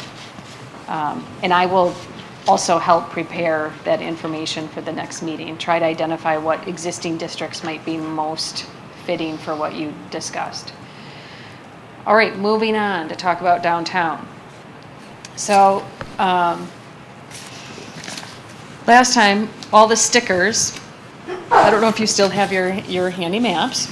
I did not make new copies. If you don't, that's okay. Most of the stickers, quite honestly, related to pier slips and explore options for boats and the river walk. So there's several stickers along the river here. And if you want to discuss that further, I think that you certainly can. And then there was a sticker further east, a little bit further outside of downtown that also was contemplated for access. One thing based on several public comment, at the second meeting, I believe, we had quite a few people come in and provide comment. And it is one of those things that does require quite a bit of analysis before making concrete decisions. One of your recommendations could be as broad as providing additional traffic from the lake into the downtown area, and the city should consider exploring viable properties for that. And then we have these on record. I would caution you to get too specific on exactly where and how without doing, we would need to do some more research on where that's appropriate, I think. Any thoughts on that? Is that separate and distinct from the docks downtown? That's been discussed? So I don't know if there's a project that the city has been discussing. I mean, because at that meeting, it seemed like a concrete project. I'm actually not aware of the project, so I'm not sure if these stickers relate to that or not. But there's been, I hope you just stick to the land use issue and the areas downtown, St. John's, all the way to the Highway C, right? I would hope that's what you guys are focusing on. Yeah, I think it's worth, putting a line item in the recommendations that it came up by several people in the survey and your group. There's several stickers along here, but I don't think this is the place to explore details. Does anyone disagree with? No, I think that's true. We should stay at a high level. Okay. Do you want me to add a line item that it would benefit the downtown if there was access in an appropriate location, or do you not want me to even bring it into the I'm not sure report? that's a definitive idea. It would be at best used for a small portion of the year because of winter. So I'm not sure we can make that statement. Okay. the only comment I have on it is, it seems to me, and I think the hotel we talked about last week too, whether it's a good idea or a bad idea, I view this group as, if you think of an hourglass, we're putting ideas in the top, and then it goes into the plan commission, which is the further down, and then it goes into this common council. And I think not just random thoughts, but the boat idea is more than a random thought. And I think to exclude it from the top of the hourglass, I don't think is appropriate as a thought and an idea. That doesn't mean it doesn't get vetted and kicked out. That's just my view. Yeah, what I can do is I'll bring it up at the next meeting when we do some more when we do formal voting, and we'll run it around the room. Does that sound? I mean, I would also just note from what you said before, one of the 1993 propositions, which I agree with, is the downtown is not sufficiently oriented to the lake, and I personally think that was a good recommendation that we didn't make very much progress on in the ensuing 30 years and should be sort of part of where we're headed because we're kind of have our back to the lake, which is weird. Well, I think that's exactly what it says in the report, that downtown has its back toward the lake. So It happens more often than not. It's really hard because if you have a lake house, what's the front? yeah. You know, for retail, what's the front? It's not going to be the view out the back unless someone drives a boat up and enters the back. Right, but it's almost, in Delafield, it's almost like you could spend a day in downtown and not even It's realize you're on the exaggerated. lake. It's your point is exaggerated in Delafield compared to Oconomowoc or Pewaukee or. Right. I always use Lake Tahoe as an example because the 7-Eleven's dumpster has $1 million view of Lake Tahoe. It's 20 feet away from it, and the gas pumps are on the other side. And you've got this gorgeous view. It's the same kind of thing. It's all about the perspective of who developed it, I suppose. Didn't take advantage of that. So then, most of the other stickers, other than there was one sticker, my directions, south of City Hall, the multi-tenant complex. And I think with that, that's kind of a simple one in that, potential redevelopment of that site. And I think that came up in the SWOT analysis with the Plan Commission as well. But it actually, the comment was to promote mixed use for that site. The CBD one, I should actually check. Would that be, is that north or south of Wells Street, the multifamily town? Or not multifamily, I'm sorry, multi-tenant building just south of here. What's Where's the question? Wells? What's the question? The multi-tenant building south of here Yep. is south of Wells Street, right? Yeah, Wells Street is up here. Yeah, so it is CBD2, it is in the transitional district, but you would be allowed, if we go to our thing here, it is a transitional zone that allows businesses and 1 and 2 family residences, multifamilies, a CU. So it would accommodate that. It's pretty flexible, however, CBD2 does have setback restrictions and floor area ratio that CBD1 does not have. But the current map, Wells Street is the dividing factor between CBD1 and the transition zone. Does the group want to discuss that particular property any further? Or does the district offer the opportunity to redevelop the way that you envisioned? I think that might have been my sticker, and I think it's fine. I mean, I think Okay. it probably is a site for redevelopment, but I don't know that we need to change anything to make that happen. Okay. If it's already in CBD2, it gives you pretty good. I think so. Yeah, it doesn't sound like there's anything impeding its development when that decides to occur, so. Kind of like the areas just north of City Hall here, that strip of lots where the bank is and everything else, that's in CBD2. But CBD1 would allow it to not have setbacks, correct? Right. Correct. CBD1 is pretty wide open for flexibility. CBD2 controls overall floor area ratio and setbacks a little bit. I think 10 feet. You know, in that spot, it could make sense. It could. To go to CBD1, Right. yeah.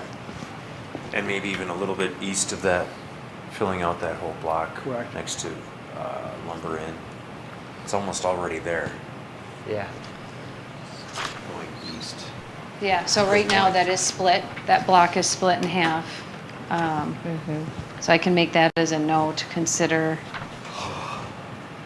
extending. You'd probably go even farther, just looking at the uses. East of that, there's a Lang building on the corner. Former Lang building. Do you guys still own that one? Which property? The corner of, is it Wells and Oneida? The northwest corner. Here I can. And the northeast corner.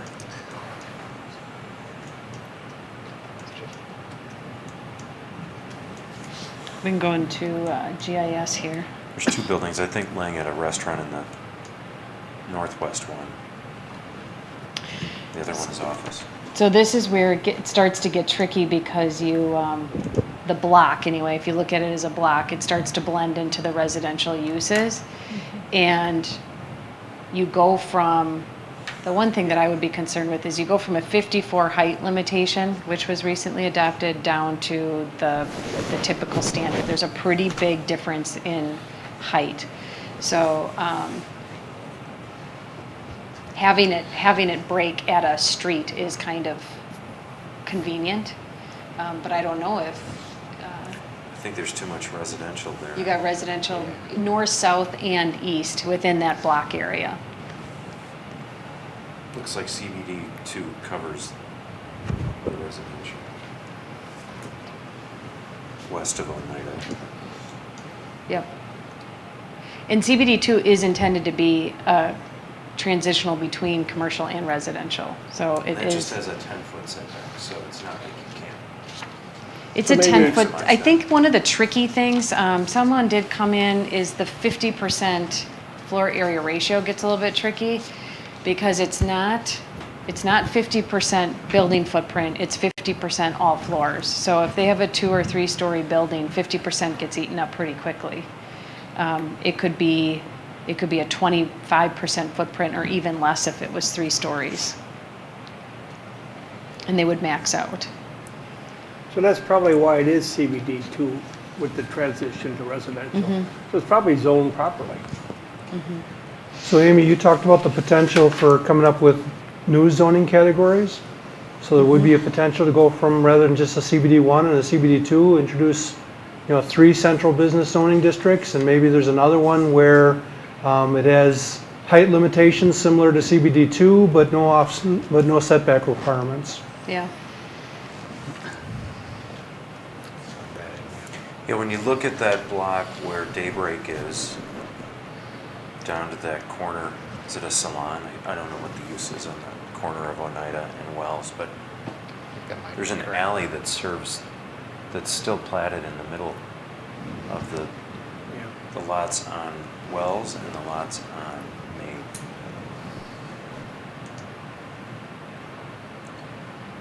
There's a parking lot and then the salon. Goes right over the parking lot, but the reason I bring that up is that can be an important factor for maximizing the street views and having back access to those buildings for deliveries if they do become commercial in the future.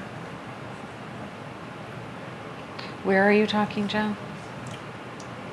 So Between look at the Daybreak store and then zoom that block in. You can see it right there, right east-west, right through the center between Oh, right here. Daybreak. Yep. It's on all of these blocks, it looks like. Not all of them, but Yeah, to the east, it looks like it was vacated and combined.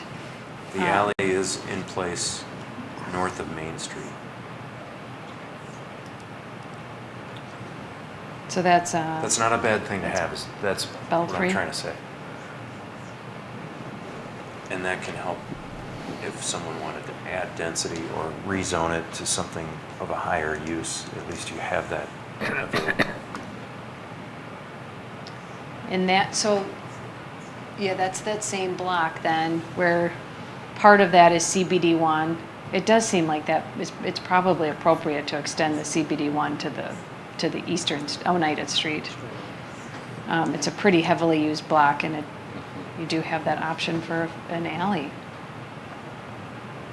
At some point, those homes are going to become redeveloped. Okay, Daybreak and Belfry block. Does anyone disagree with that? No, and we're also talking about south, right? Going a block south. Right now, no. Right now, we're just talking about this block. If you wanted to go south, I think you could do CBD 1 to the City Hall. you could do, and then there is the, so right now, the City Hall is in CBD 2. You've got the multi-tenant building. What's across the street from that? So those are small scale businesses right now, like kind of residential structures converted. That might be why is there's a transitional area across the street. And then, but that might be a good, to Tom's point, that might be a good interim district too, where the height is controlled a little bit more, but not the setbacks, because the setbacks really aren't critical. Yeah, this is in the core, so having stuff right up against the street is Desirable. I agree. It's funny you say. Right there, it's CBD 3 and then CBD 2. No setbacks, but It's across from. It's on the east side of Genesee Street. and then you have just north of. Yeah, the City west Hall. side of it. Yeah. That was CBD 3, CBD 2. Right. And then it gets interesting because you have these residential properties. So you've got some mixed zoning here with the residential properties south of Division Street. And then that downtown plan does talk about how there's a residential transition zone, and then as you go over the crest of Cushing Elementary over the hill, that's when it converts into the more downtown area. But I do want to talk about that. So this residential strip right here, the area between I-94 and your downtown district currently is pretty residential, small lot residential, and that's important for this area. But the strip, I just created this pretend boundary to talk about tonight. And there's a strip right along Genesee Street. I am getting quite a bit of calls on the property, the southernmost properties on the market. Actually, there's two properties right there. There's the overhead lines. It's not super desirable for new residential development. It's right at that ramp, and then you've got the school across the street. Every single person who calls me about it wants to put in, wants to convert the structure to a commercial use or redevelop it as a commercial use. Typically low scale though, service type business, insurance office, professional, I think a dentistry office, was proposed. So I did want to at least talk about that transition zone from downtown along Genesee Street to what would be Poplar Path. South of that is a cemetery, so that's off limits. I noticed the cemetery is zoned residential. Yes, I did too. Long Probably could be. I don't know if is that a private cemetery? No, it's a city cemetery. Oh. Time to get there. So if we go, that's a good point, because if we ever get into a point of amending the zoning code, it probably should be public institutional or moved into a I don't different think it's category. 20,000 square foot lots. No. Tax revenue there is horrible, just so you know. Does the group have any interest in talking about this strip, or would you prefer to leave it as is? Right now, it's 1 and 2 family residential.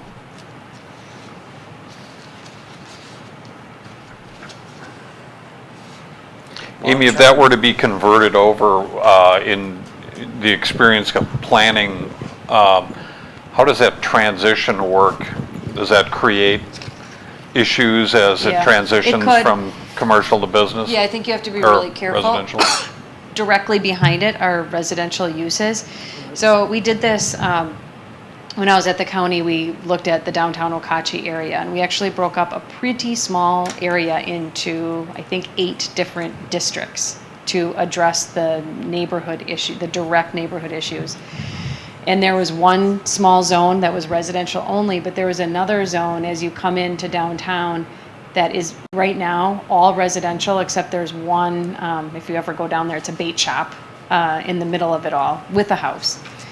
But I think the bait shop's in the garage. Anyway, that whole zone, people can put in professional office only. So it's pretty much it's a conversion of a home into office type space, or maybe very minimal service, so that those people in the back, they wouldn't really even feel or notice the difference.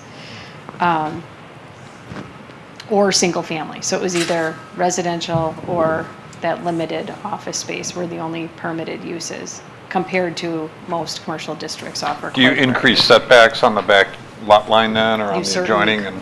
You certainly could, or you could leave them as is. The district could have the same setbacks that, in this case, it's R3. You could leave all of that the same. Really what it is, it's almost just a conversion of homes into, like Austin, Texas has that in a couple of neighborhoods, or in our pictures, there was the Lululemon image. Yeah. I mean, that's what I would. So they're not talking about envision. tearing the structures down, they're talking about repurposing them as I don't know offices? about like the dentist office, I would assume probably was redevelopment, I'm Okay. not sure. Amy, If you look at those, I think the problem is you've got this strip of homes there. And it's one thing that the southernmost one is for sale and could be potentially converted. But if you change the zoning there, then somebody's going to go into buying a house in the middle of that group of homes and want to convert it. And that's not going to be acceptable to the neighbors. Right, you get a lot of kickback off of that. Yeah, so I mean, if you do it, that's why usually it's very minimal, and you are going to have that for a period of time where you're going to have, and so it might not be something that you desire, but they're going to pop up until it gets fully Right. I mean, you transferred. kind of have to knock them off one at a time to not affect the rest of the neighbors. But you can't, like what I've been telling these owners, at the same time, you don't want to spot zone this one little property without considering the Right. entire strip, so Not fair. they're, right now, they're stuck with 30 years residential. ago, it was the same thing, just down the street right here. So I think looking way down the pipeline into the future, I think that's where we have to look at, is this a reasonable use of the property in 2040 or 2050? And you're going to go through that period, as Amy said, you're going to have to be patient to go through the patchwork of, this guy's going to sell and that guy's going to sell. The value of the property is going to be higher because they can do a commercial use. Typically will get a higher return for the owner. So that Yeah, sort but then of you're going to offsets it. sort of be pushing the rest of the residents to sell. Because they're not going to, they're not going to want every other lot to be a doctor or dentist's office with their homes in between it. Well, I think one question I have, it's maybe halfway between your and Ken's point, is how attractive are these homes today? Someday they're going to be new occupants. And are they marketable? Is there a demand to live there in a single-family home? And if, I don't know the answer, but if the answer is no, that if those people put their homes on the sale, on the market, and people don't want to live there, they're not advantaged in the long. Well, but presently they're occupied, and presently people are buying houses without inspections. So right now, yeah, they could sell them in a heartbeat. I just think we want to maybe focus our energy on things that are a little less, I don't know, controversial. I know a few years ago, about 10 years ago now, the city tried to rezone my neighborhood, which is on this downtown map. And it did not sit well with me. That's my nest egg, that's my livelihood, that's my home. And I don't want to live in the central business district. I'm close, and we're still not. We're residential.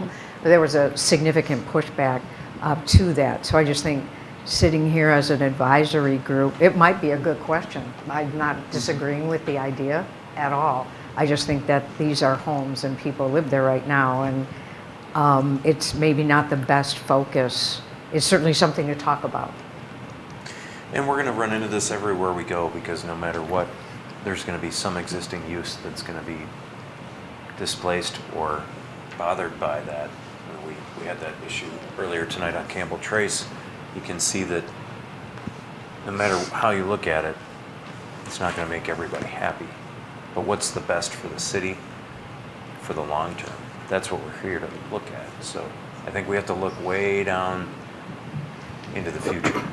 I'll not jump on saying that this is- all day. I agree completely. We have to think long-term and absolutely agree, and not just, present, but I mean, I look at the city, and if we make a lot more CBD1 and we get rid of setbacks, that's going to destroy the look of the city. It's going to pull away the trees and a lot of the things that make it more appealing visually. So we want to think about that too. Maybe CBD2 is a better plan for the next 50 years.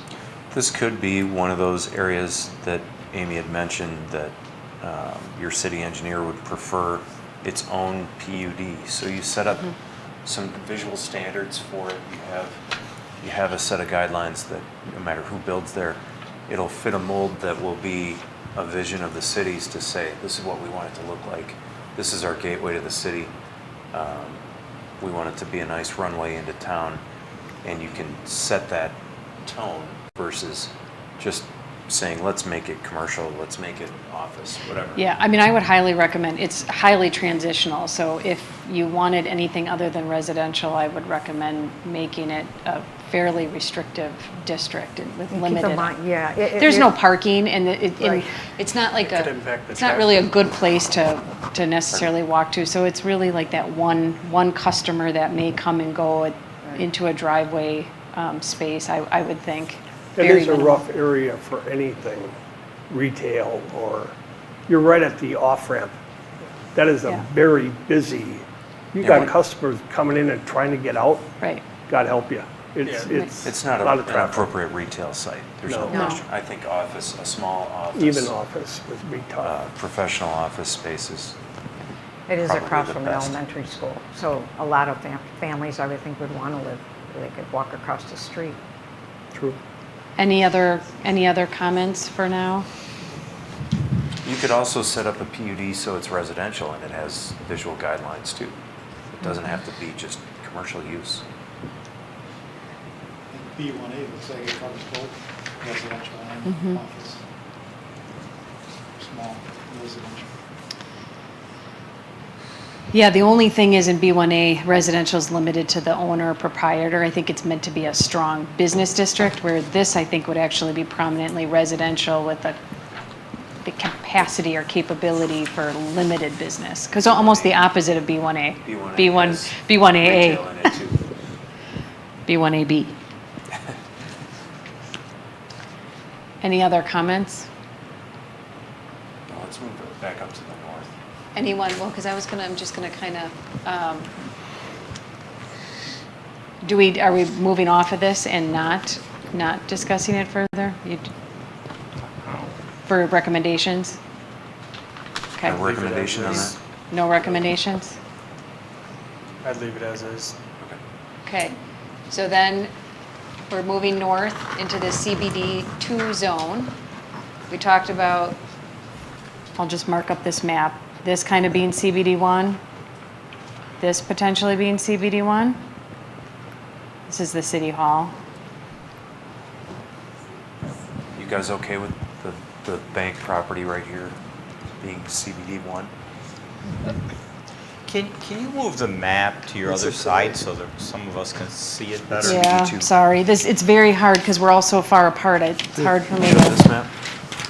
One I'm upside looking down. at this one, most have the same description here. Yeah, but this is a blow up. Oh. So you're gonna see what she's pointing at right here. Yeah, okay. So this is, you see this? Okay, so This is City Wells- Hall right here. Yep. This is the area Yeah. we're talking about. Okay. Maybe making a little bit more. So if you look at your map, CBD1. filling in the one that's like 50/50 CBD1 and Yep. CBD2, and then directly south of that rectangle, and then we need to discuss how much we want to include in that.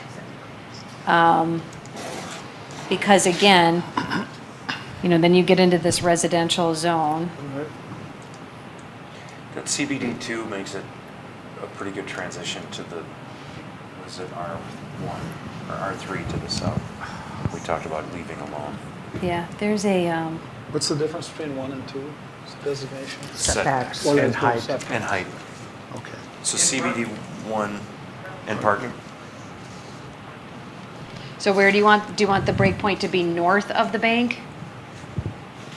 I think north of City Hall is what we talked about. Oh, so we're leaving it north, To go to CBD1 to CBD2? 1 to 2, is that the at the park, or at the park. I think that's fine. I mean, I think that's fine. Although I think we were also talking about with the property to the south, this sort of Tom in between CBD 1.5 or whatever, as a possibility of allowing that to be a little bit more, in terms of the setbacks, a little closer in. I mean, the consistent only with rest thing, because the bank is fully, I mean, that's pretty developed, and that meets the standards of the existing district. So really, it is just that one site. So why don't? But that bank's not gonna, I mean, that's not gonna be there forever. No, I'm wondering, what's that? That building's gonna get torn down. And something else is gonna get built there, right? I mean, I can't hear you. I said that bank is not gonna be there forever. That building's gonna get torn down and something else is gonna be put up, I I think. think that's a fair assumption. Yes. Why? So, I'm sorry, we may have talked about this already. Is this the potential transition area that Tom was talking about between CBD1 and CBD2? I think that could be CBD1. I think we're talking about that as CBD1. Yes, so the city hall is 2, the bank is 1. That whole area is 2, but we're talking about 1, making it 1, Making or it 1. suggesting that it become a 1? Is that what I'm hearing? It was talked about, I don't know, decided, but yeah. Okay. Yeah, so that's what we're trying to figure out right now, where that boundary is. We need one of those boards that you can draw on. But CBD2 with the residential bordering it to the south and to the east is probably the correct zoning. I mean, I see, unless you do a CBD3 that eliminates the setbacks. Well, that's what I was saying, like, do we go with what Tom was talking Right, I about mean- with the interim? And I don't even know that the setbacks are the biggest issue. It's the floor area ratio it's pretty restrictive. That's really For a restrictive. downtown area. Because the city uses floor area ratio instead of building footprint. And that's where, because in a downtown, a 50% building footprint might be appropriate. I mean, most downtowns would be even higher. But to include all floors that's pretty restrictive. Especially when you can maximize the use of the property by going up, Right. and it still fits everybody's visual preferences. We need to It would be a shame to cut stories off of a building because, That's true. just because of the zoning, even though it was a better use. So is the floor ratio used in CBD1? No, Or just 2? CBD2, 2 and Okay. 3. 50%. Okay. So does everybody understand what the floor area ratio is? Yeah. Yeah. So it would be the square footage of all floors that are under a roof, Relative to the square footage of the square lot. footage of the lot. So could you talk to what might be the possible issues with eliminating that and looking at either eliminate completely or putting it in as a footprint? Yeah, I mean, I think it's mostly bulk. So, same with, in my previous role, we actually removed floor area ratio altogether in the code that I have because floor area ratio is very hard to regulate. People play all kinds of games, saying that they're not finishing spaces and they finish them and what have you. You can have cathedral ceilings that look the same as a livable space, and from the outside, does it really matter if the outside looks the same? So, building footprint is becoming a common provision, but then you do want to control bulk. So usually that's controlled through height, and so then you want to start looking at your height provisions carefully to make sure that you're not overly permissive in that regard. So the city recently went through and modified residential code on floor area ratio. My Yes. interpretation of it is that they've moved more toward bulk with it, but it's still floor area ratio oriented, and it's more generous. Have they done the same kind of relative change for the commercial Downtown. side, or no? Well, it's I think that focused on the residential districts, but in It did. downtown CBD1, there is no floor area ratio. So that is, the CBD1 area again is very flexible, but again, the CBD2 and CBD3 are held at 50%. And there is like, where is like Wells Street Station and Point Crossing developments. Those are not CBD 1, right? They're, I get lost down here. CBD2. They're CBD 2. One of those anyway. It's like 100 and some % floor area ratio. So it got approved through a PUD. But just so you know what that feels like, is that inappropriately developed for downtown? Probably not. But So- if they applied today, they would not get approval. Yeah, I mean, I guess the way I'm thinking about it, and I'm just trying to analogize, right? So the building with the I don't know what we call it, the building with the condos and Great Harvest and the wine shop, whatever that is, right? Yeah. So that would be like kitty corner to the bank lot, right? So the question is, would that property be permitted under CBD2? Probably not, right? That would not have been. No. Okay. No. So the No question way. is, would we want, I mean, just visually, would we want that kind of property where the bank is? And I think, to me, I think yes. I think you'd want to be able, you'd at least want to have the option of doing that if someone wanted to develop it. Amy, can you just zoom in on the northwest corner of Oneida and Wells? 'Cause this is in CBD2, and this is the result of that zoning category. So you basically have half the site parking and half the site building. Oh, right It's a here. Hendricks property. That's in 2.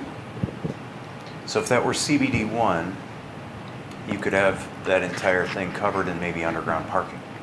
And you'd still have the same, pretty close to the same amount of parking, but you'd Should have... be better, I think. Yeah. Right? Well, and if this is Could this be a, visually much better. is this a 2-story building? Yes. Right? So Might be 3. they probably don't even meet, the 50% floor area ratio, because the building looks like it's close to 50% on one floor. And so they're probably at 100% too. It could be. But I'm with Dave, and even if you wanted to be a bit more conservative, to go from a 4.5-story building, kitty corner, even if you transition more conservatively down, but it probably should be more generous than what I'm hearing exists today. Yeah, what you could do in like a transitional district between CBD1 and CBD2 is have setbacks, helps control bulk too, because you're pulling things off of the lot line. You could have minimal setbacks. If you wanted to put in a building footprint, you could put in a building footprint, and then you could lower the height. Because the 54-foot height in the CBD1 is pretty relaxed. So the way that the city defines height, because it's not lowest exposure to peak. So if you did a transitional district, you might want to look at all 3 of those things could control bulk. Well, and you've talked about the transitional look of things, and since we're kind of talking about a single lot right now, the bank, you have City Hall directly to the south. I don't know how tall this building is, but it looks like it's a pretty good sized building. I don't think this is going anywhere anytime soon. So, and you're on a hill, Yeah. so you're actually above that. So, we don't have a LiDAR radar here that we can look at the profiles, but I'm guessing a pretty good sized structure would look fairly appropriate from a profile standpoint there. And maybe you do set it back a little bit so that you don't have that canyon effect on both sides of the street. But I think, allowing for a more dense development on that particular lot, since that's what we're talking about, is totally appropriate, given the downtown profile right now. So maybe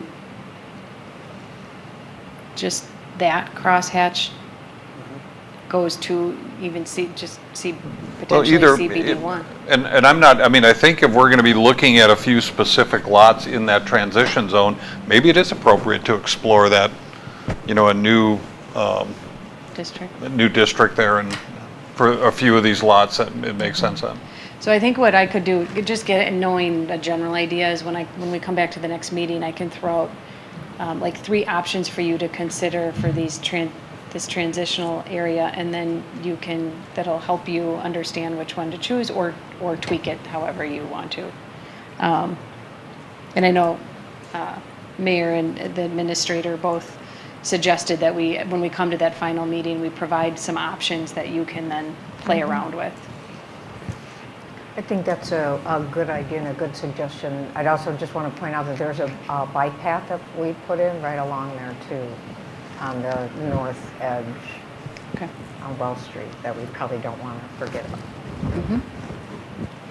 Okay, anything else going, sticking here north of Division Street, going east? I can tell you, just sharing conversations that I've been having with people. Jackie, the bike path is in the right of way, just to make sure it's clear. Bleecker. So there is this CBD2 and some of this R4. I've had different calls and questions about wanting to be a little bit more dense than what's offered. I believe in the R4 district, which is 65% floor area ratio. And actually that came up as a comment that R4 allows you 65% floor area ratio, whereas CBD2, which you would think would be almost more flexible, is 50% floor area ratio. So R4 here is more, right here, more flexible than the area in between CBD1 and R4.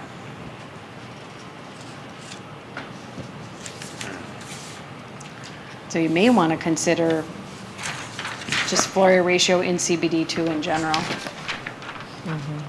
whether or not that's appropriate.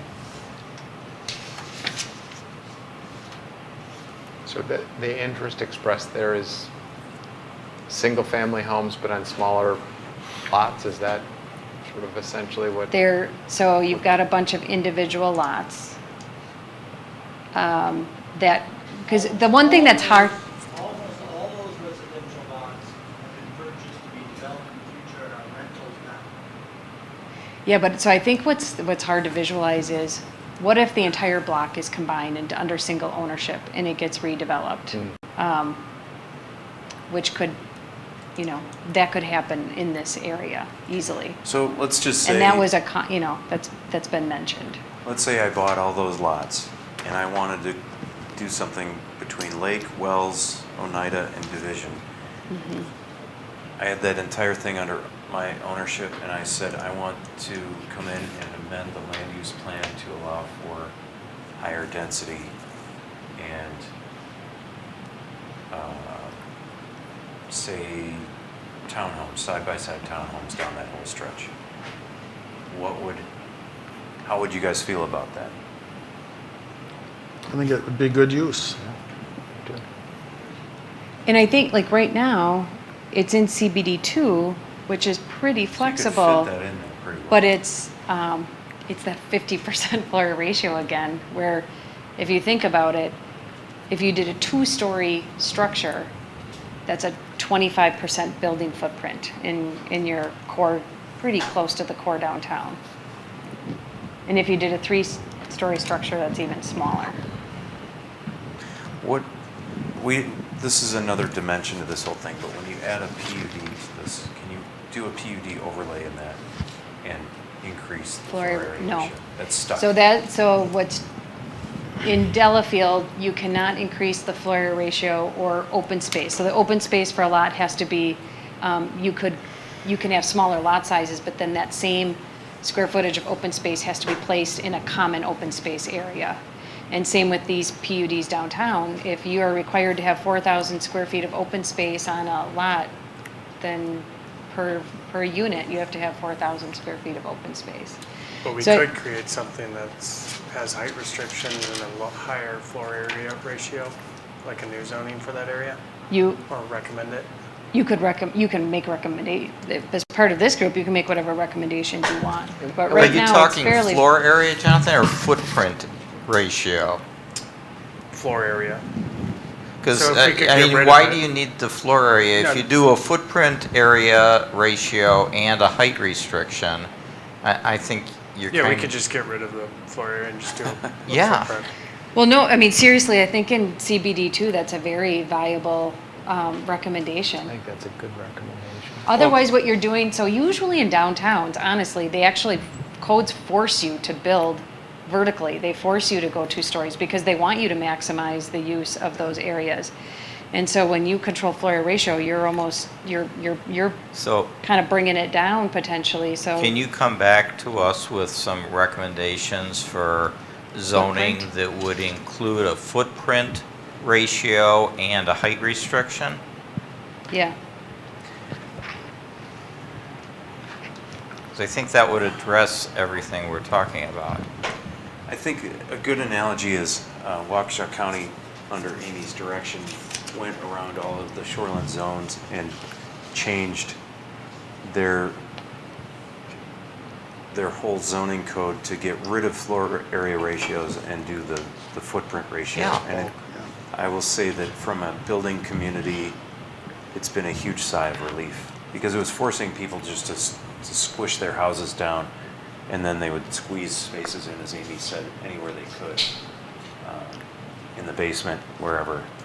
And we can still deal with it with the height restriction to So at a not minimum, have tiny skyscrapers. yeah, at a minimum, I think we can address that as part of this downtown with the rest of the city, because I have mentioned that. The concern is they just went through a pretty significant effort to modify their floor area ratio, but it seems like a very viable recommendation for downtown. When you And- have a height restriction and you have an area ratio, a footprint ratio, I should say, it puts you in a box. You can't really go too much farther than that. So if you have those 2 elements, that controls a lot. Do- Would how you do you want to address- look at, oh, go ahead. I was gonna say, do you want to look at the R4 zoning then, beyond Lake and the Beaker, potentially having the same? I can't hear you. What did you say? He's talking about the R4 zone. section between Beaker and Lake, Uh-huh. just further east of that, Oh, okay. potentially having the same That's zoning. my home. Right there, exactly, So you should- between Lake and Bleecker Mill. But we were talking about between Wells and Division. He was talking about R4, Yeah, between Wells and Division. between Wells and Division. Yep. Yeah, this is south of Main Street. Yep. From Wells to South of Wells. Division and from I think he, So, Lake because, to Bleecker. The piece wrapping the retention pond. for the- Gotcha. Yep. Yep. you know, there's a whole bunch of R6 and then you have a strip of R4, I think is probably the question. Is that right, John? It Like, is. should that just be R6 or CBD2, I guess? Yeah, I think when you approach it, I mean, I agree with the bulk approach, but that's not where the city is right now. Why not just if everybody conceptually agrees, why not just rezone it in a way with the current zoning that allows you to build townhomes? If you're not going to build them there, where would you build them in the city? And because if you go down, in my view, if you go down the path of the bulk, which is what I call it, so I agree with Ken, but then you're, okay, why wouldn't you convert the whole city to that? And I just don't think you need to go down that kind of rat hole or complexity. Just rezone it that allows for a conceptual idea that I think we're seeing a consensus that makes sense. I agree with that. So are you suggesting zone it for townhouses specifically, or like R6 is attached multifamily? Yeah, R6. 500 square feet per unit? It's just continuing that and making Wells Street the boundary of R6. Yeah. I think that Okay. pond got zoned R6 just because it's included in the PUD for the Yes, the apartments to the south, right? yes. Okay, so in. But it makes sense.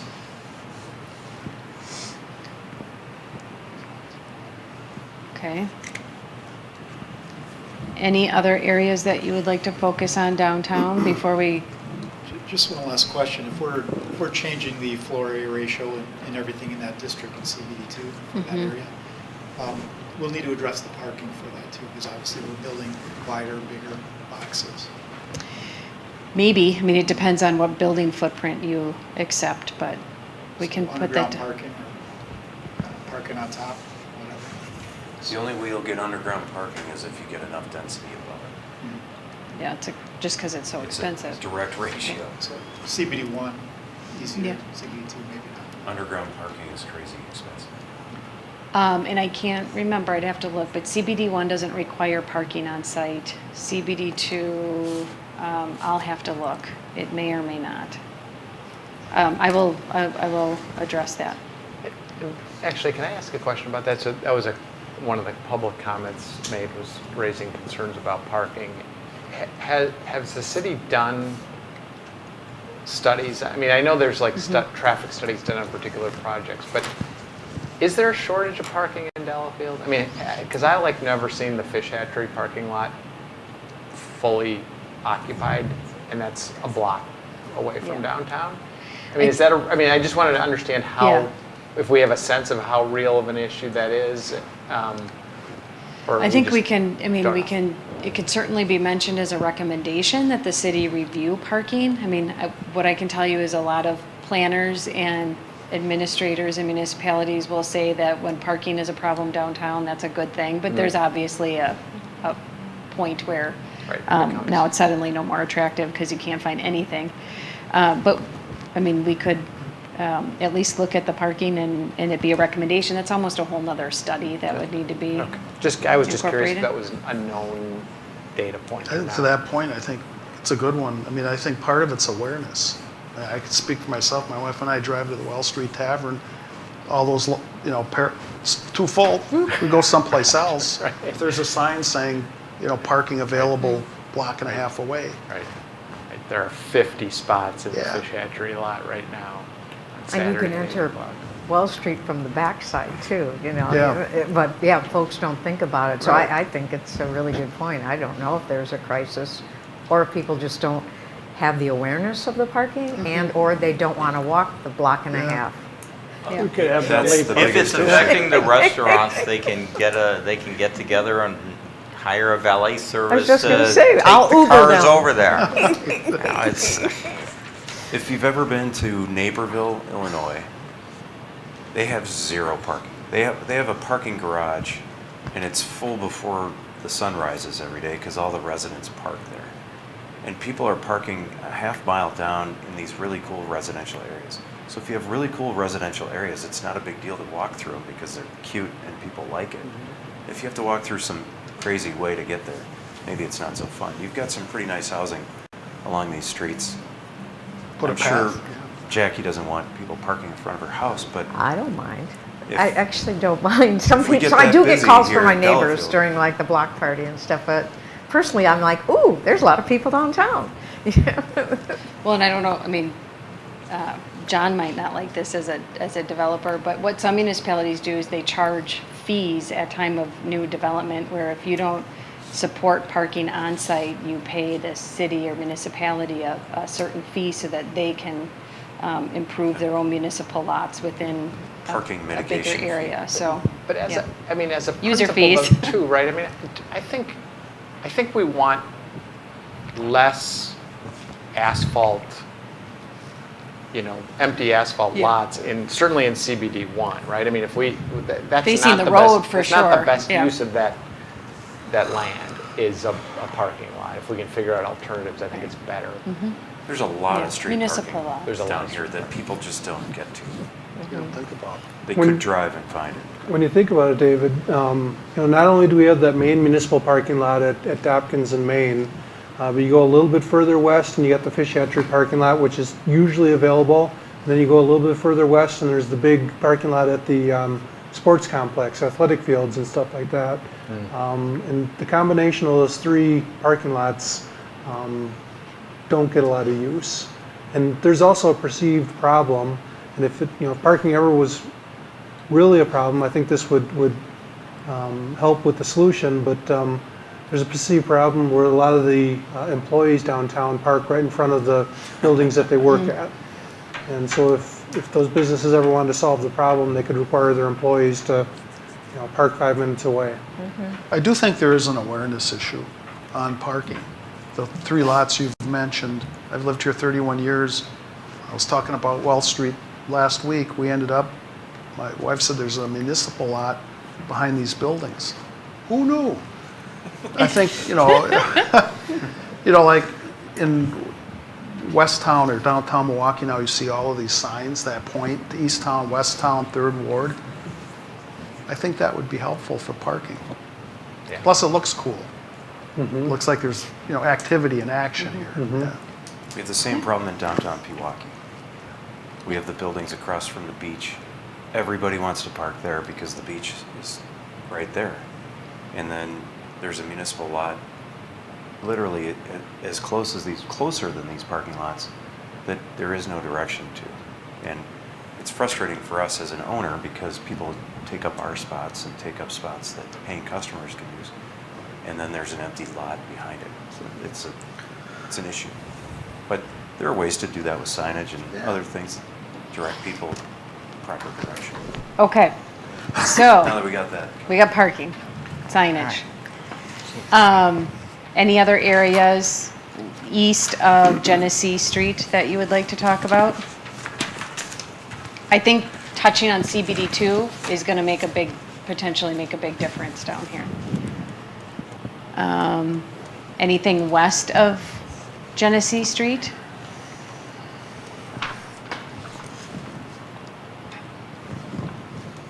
It's pretty developed, first of all. I am getting calls, or did get calls. I think the lot's been purchased, but I'm sure at some point they'll want to do something on you've got Kurt's Steakhouse, the lot to the east of that, or maybe it's even 2 lots, I can't remember.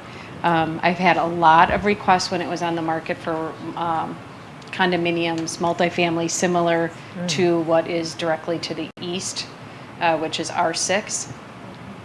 So my recommendation to folks when they were coming in is that is the adjacent zoning, and so that might be an appropriate district to propose an amendment to.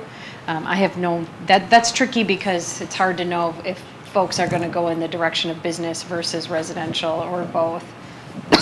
And I think there might be it's B1, and there might be are there contamination issues on that lot, Tom? Not that I'm aware of. Okay. I feel like there might be something challenging with that parcel as far as redevelopment. Is that the area where the winery was years ago, and then the asphalt company? Yeah, there was a little landscaper paver there. Or something? That's, okay. So do you like the way it's zoned currently, which is business, retail, service, office, and residential behind or above commercial? Or is it better suited for another use? I mean, wouldn't it make sense to open it up a little bit more? I mean, that's been sitting there for a long time. It seems like it would make sense to make it residential because of what's to the east. At least open up that possibility, I would think, yeah. Country Place condos and that'd be a cool little corner office. Right now, it's planned business, commercial, local business, and zone business. But everything around it is residential except Kurt's.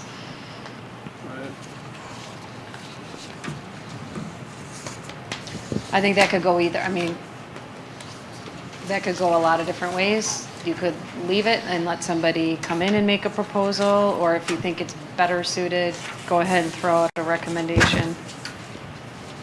Well, I think, knowing that they could make a proposal, leaving it as, its current zoning makes sense just from a cost of services standpoint. If you had 2 users, both willing to put an investment there, you obviously would rather have the business use there because you're going to get a better return on that site from a city standpoint, so. Good point.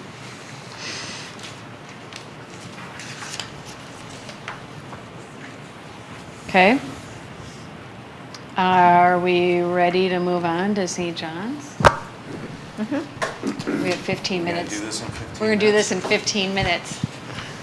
No, we can at least start the conversation.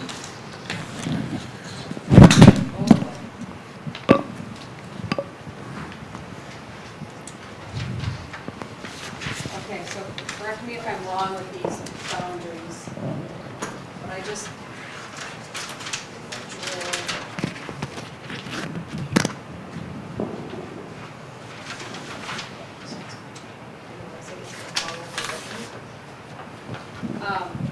So I just drew the large parcel that's currently zoned RE1, and then included, I'm gonna get in trouble.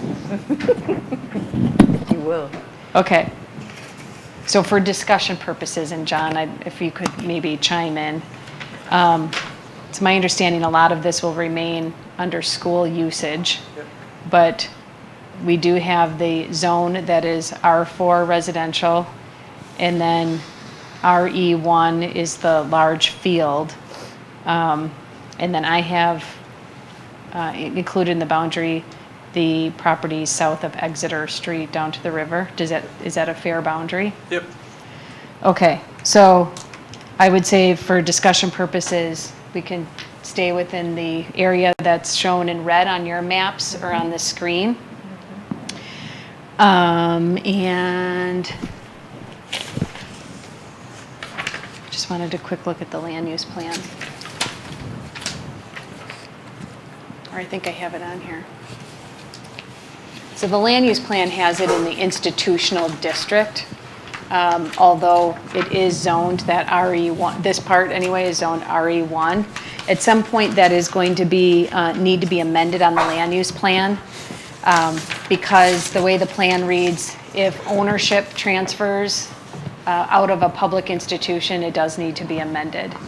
I think the plan could actually be amended too, because in this case, although all of the ownership may not be, it may not be publicly owned, it's used for public purposes. And so it might be a formality, but anyway, have at it, I guess, with what your thoughts are. One thing that we can comment on, I think the red line, Jonathan, could you talk to your mic? I think the red line, I don't know if it's working, there we go. I think the red line north of St. John's is showing on Wisconsin and could probably be brought down one line south. Okay. To St. John's Road. Yep, to St. John's Road. Everyone got that? No. So I'll hatch this. So I drew a red line on the maps you have. And it includes south of Anderson and north of Wisconsin Avenue. That line that runs along Wisconsin Avenue should be brought down to St. John's Road. One So just block the south. R4 section. So include one more full block south. Which would be, what do you, when you say include, that'll be inside the red line. Inside the red line. Yep. So John Hendricks has the ability to develop that? We do have the, yeah, we do. Not the most east side where the president's house is, but the 2 blocks to the west of that, we do.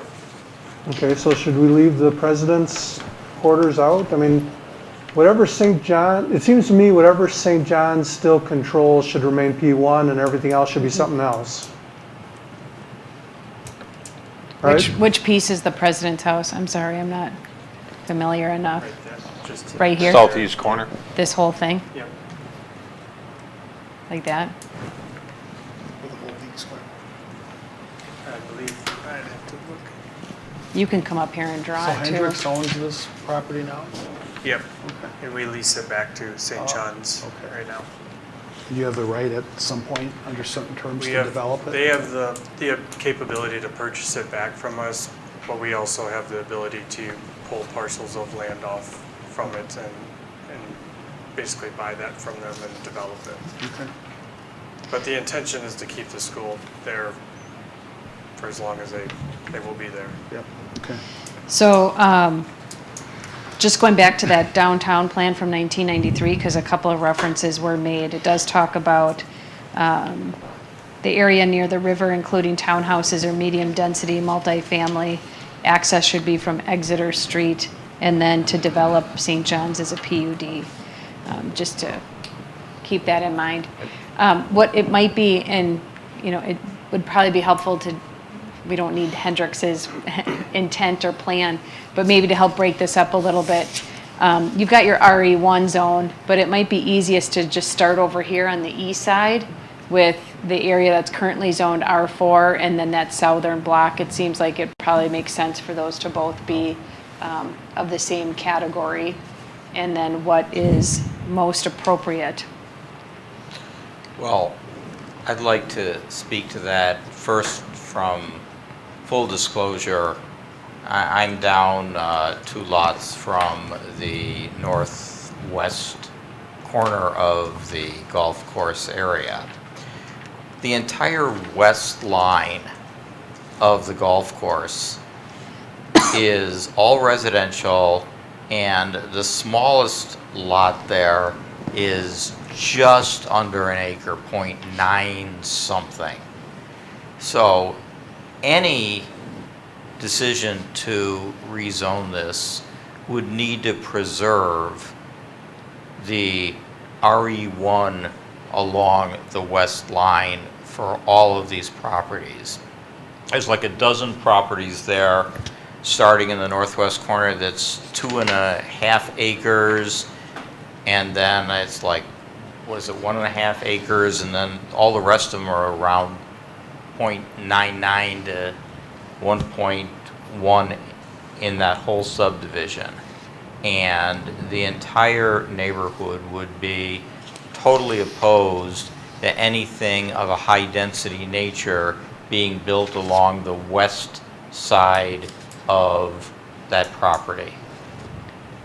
So speaking of the property, would you, because this changes how we approach this a little bit, would you agree that a planned development is appropriate for this site? Because with a planned development, you can kind of dictate how and where the site can be developed. And so I am maybe not opposed to having a planned unit development with higher density in the southeast portion of this property and lower density or green space in the north and west side. By the way, along Oakwood, on the other side of Oakwood, everything is 2 to 3 acres. I know there's a proposal for the individual who owns a 3-acre lot to split it, but otherwise that's all 2+ acres, you know, and anything on the north and west, people would be very opposed to high density. I think you're right, and I think it would make more sense from a, it makes more sense to have more high density more towards the downtown, so the southeastern part would make sense for higher density that, this has the names of the street, yeah, south of Exeter, that little square. So Jackie, are you referring to, when you say southeast, the blue area right now? Or would it go into this zone at all? That I think would be up for discussion. I just think along that right now blue border, it would make sense. Ken, just out of curiosity, what's your idea of high density versus low density? I mean, like right now you're saying the lots along the western border in your subdivision are approximately an acre. Yes. So if there was a transition zone, I mean, are you saying you would only look to see acre lots put along there, or would a half acre row of half acre? Neighbors would really prefer. I don't abut directly to the property.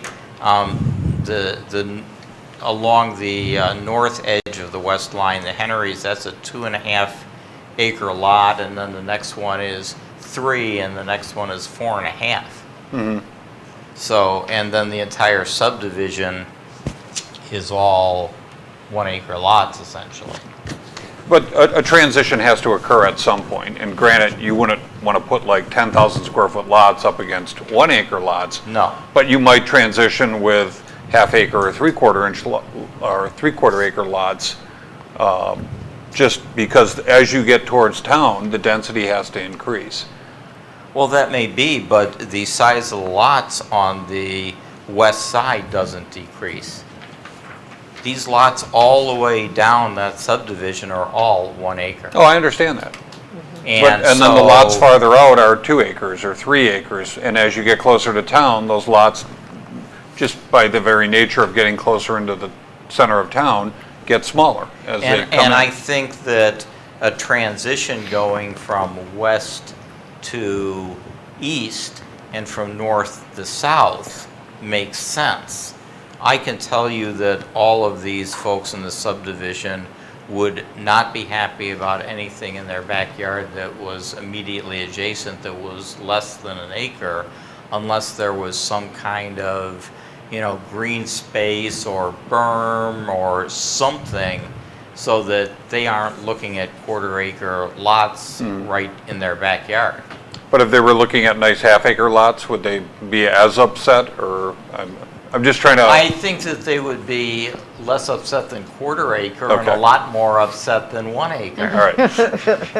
Well, and I think I just want to clarify that. So. I mean, and Craig makes That's a good a point. good point with, so you could have 1 acre lots on the west edge, or you could have that be the open space provided for the subdivision, and that's not even developed at all. That's true. But let's. And that okay. would all fall under a planned unit, because Right. otherwise, it's zoned 1 acre. It gets a little tricky because you almost need to see how it's getting designed and laid out to understand what density is It would be appropriate. such a nice opportunity, to interrupt you, to do the type of development. Not to Conservancy? pitch you, but yeah, the Conservancy, conservancy. that's what I It would was just be thinking. perfect spot, because you could ideally have a buffer with green space and walking paths and make it real amenable to surrounding homes that are already there, and also just be, I think, a model for building in smaller lots for the people living there. So. Or you could just make it a golf We need to community be with conscious that the $1 million sports homes on a fields are golf there course. too. So that's about half of Because the that. first thing we talked about is. And we'll stay. Think of all the balls that would be going through the windows in your neighborhood, Ken. They already That would- are. Did you guys hear that? So That really, you're looking at. John wants to, and I think it's a great point, that those athletic fields are not going to go anywhere anytime soon. Right. So that carves out a third of the property. But to the comment about the southeastern corner, yes, we would like some flexibility and higher density options there. The postal service, I mean, they're still there, but their lease isn't forever. So, I mean, is that a great way to activate the downtown and even the park and the lake, and make it something that's flexible and used by the community? So. Yeah, you have challenge. You have almost 2 different areas. You've got a good potential conservation plan unit development, but then you also have a zone that's really, I think from a planner's perspective, ideal to increase density to accommodate the downtown and make it walkable. And it's, I think in one of our meetings, we showed a bubble, 5-minute walk bubble for Cushing Elementary. And this area is just outside of that bubble, but it's still, I mean, it's a easy bike ride to school or walk to school if they wanted Increase to the do bubble that. to 10 minutes. So yeah, it's a 10-minute bubble. And people don't like to walk 400 feet, so I don't know. But so there's definitely there's an opportunity here to increase density and do it well. And I think that stretch, that the last parcels of the blue at the very south end are the key to, I mean, the most important parcels we'll talk about in this whole exercise, because it is, I mean, it's the connection to the downtown. You've got the river going through there, the conservancy, you've got that access to the lake. I mean, if we get one thing right from this exercise, I hope it's that parcel, because I think it's just critically important. So here's a question. If you broke it off, you can look at this a couple different ways. You can promote condominium or a multifamily approach where they're kind of stacked housing in a couple different formats.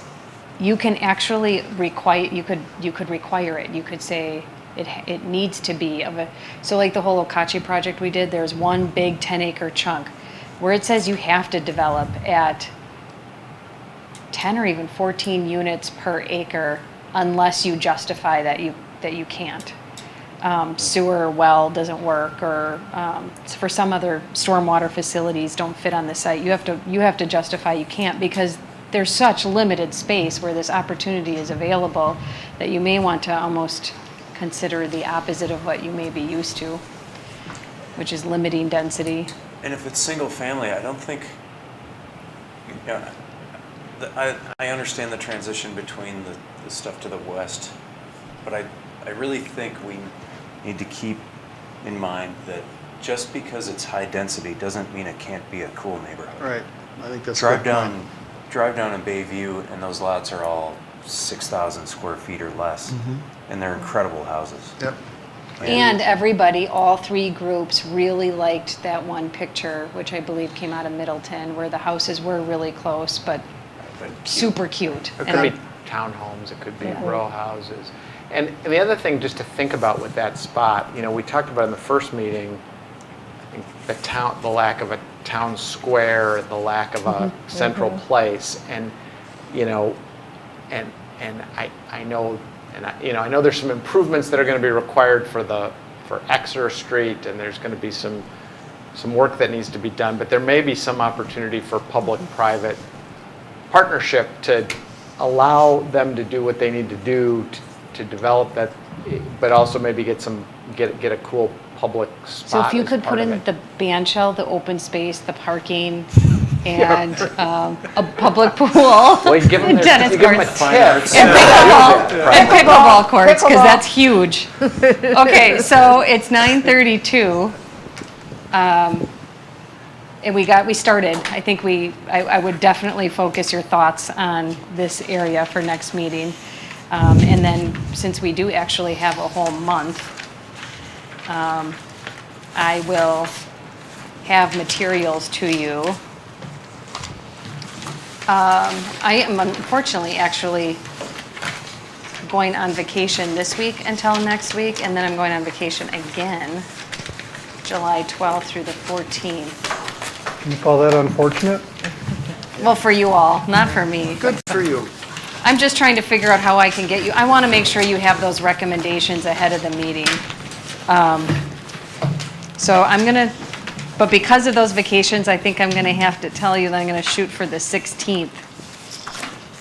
Just because in reality, I only have a week or two to work on it, if that's okay. So that won't give you a lot of time to look at it, but Our next meeting is July 20th? July 20th, 6:30 to 9:30, and we will go through all I made those maps for the last meeting. I think I'll take those and then add potential recommendations with some more specific language for you to chew on. And maybe some options like you were talking about for the downtown.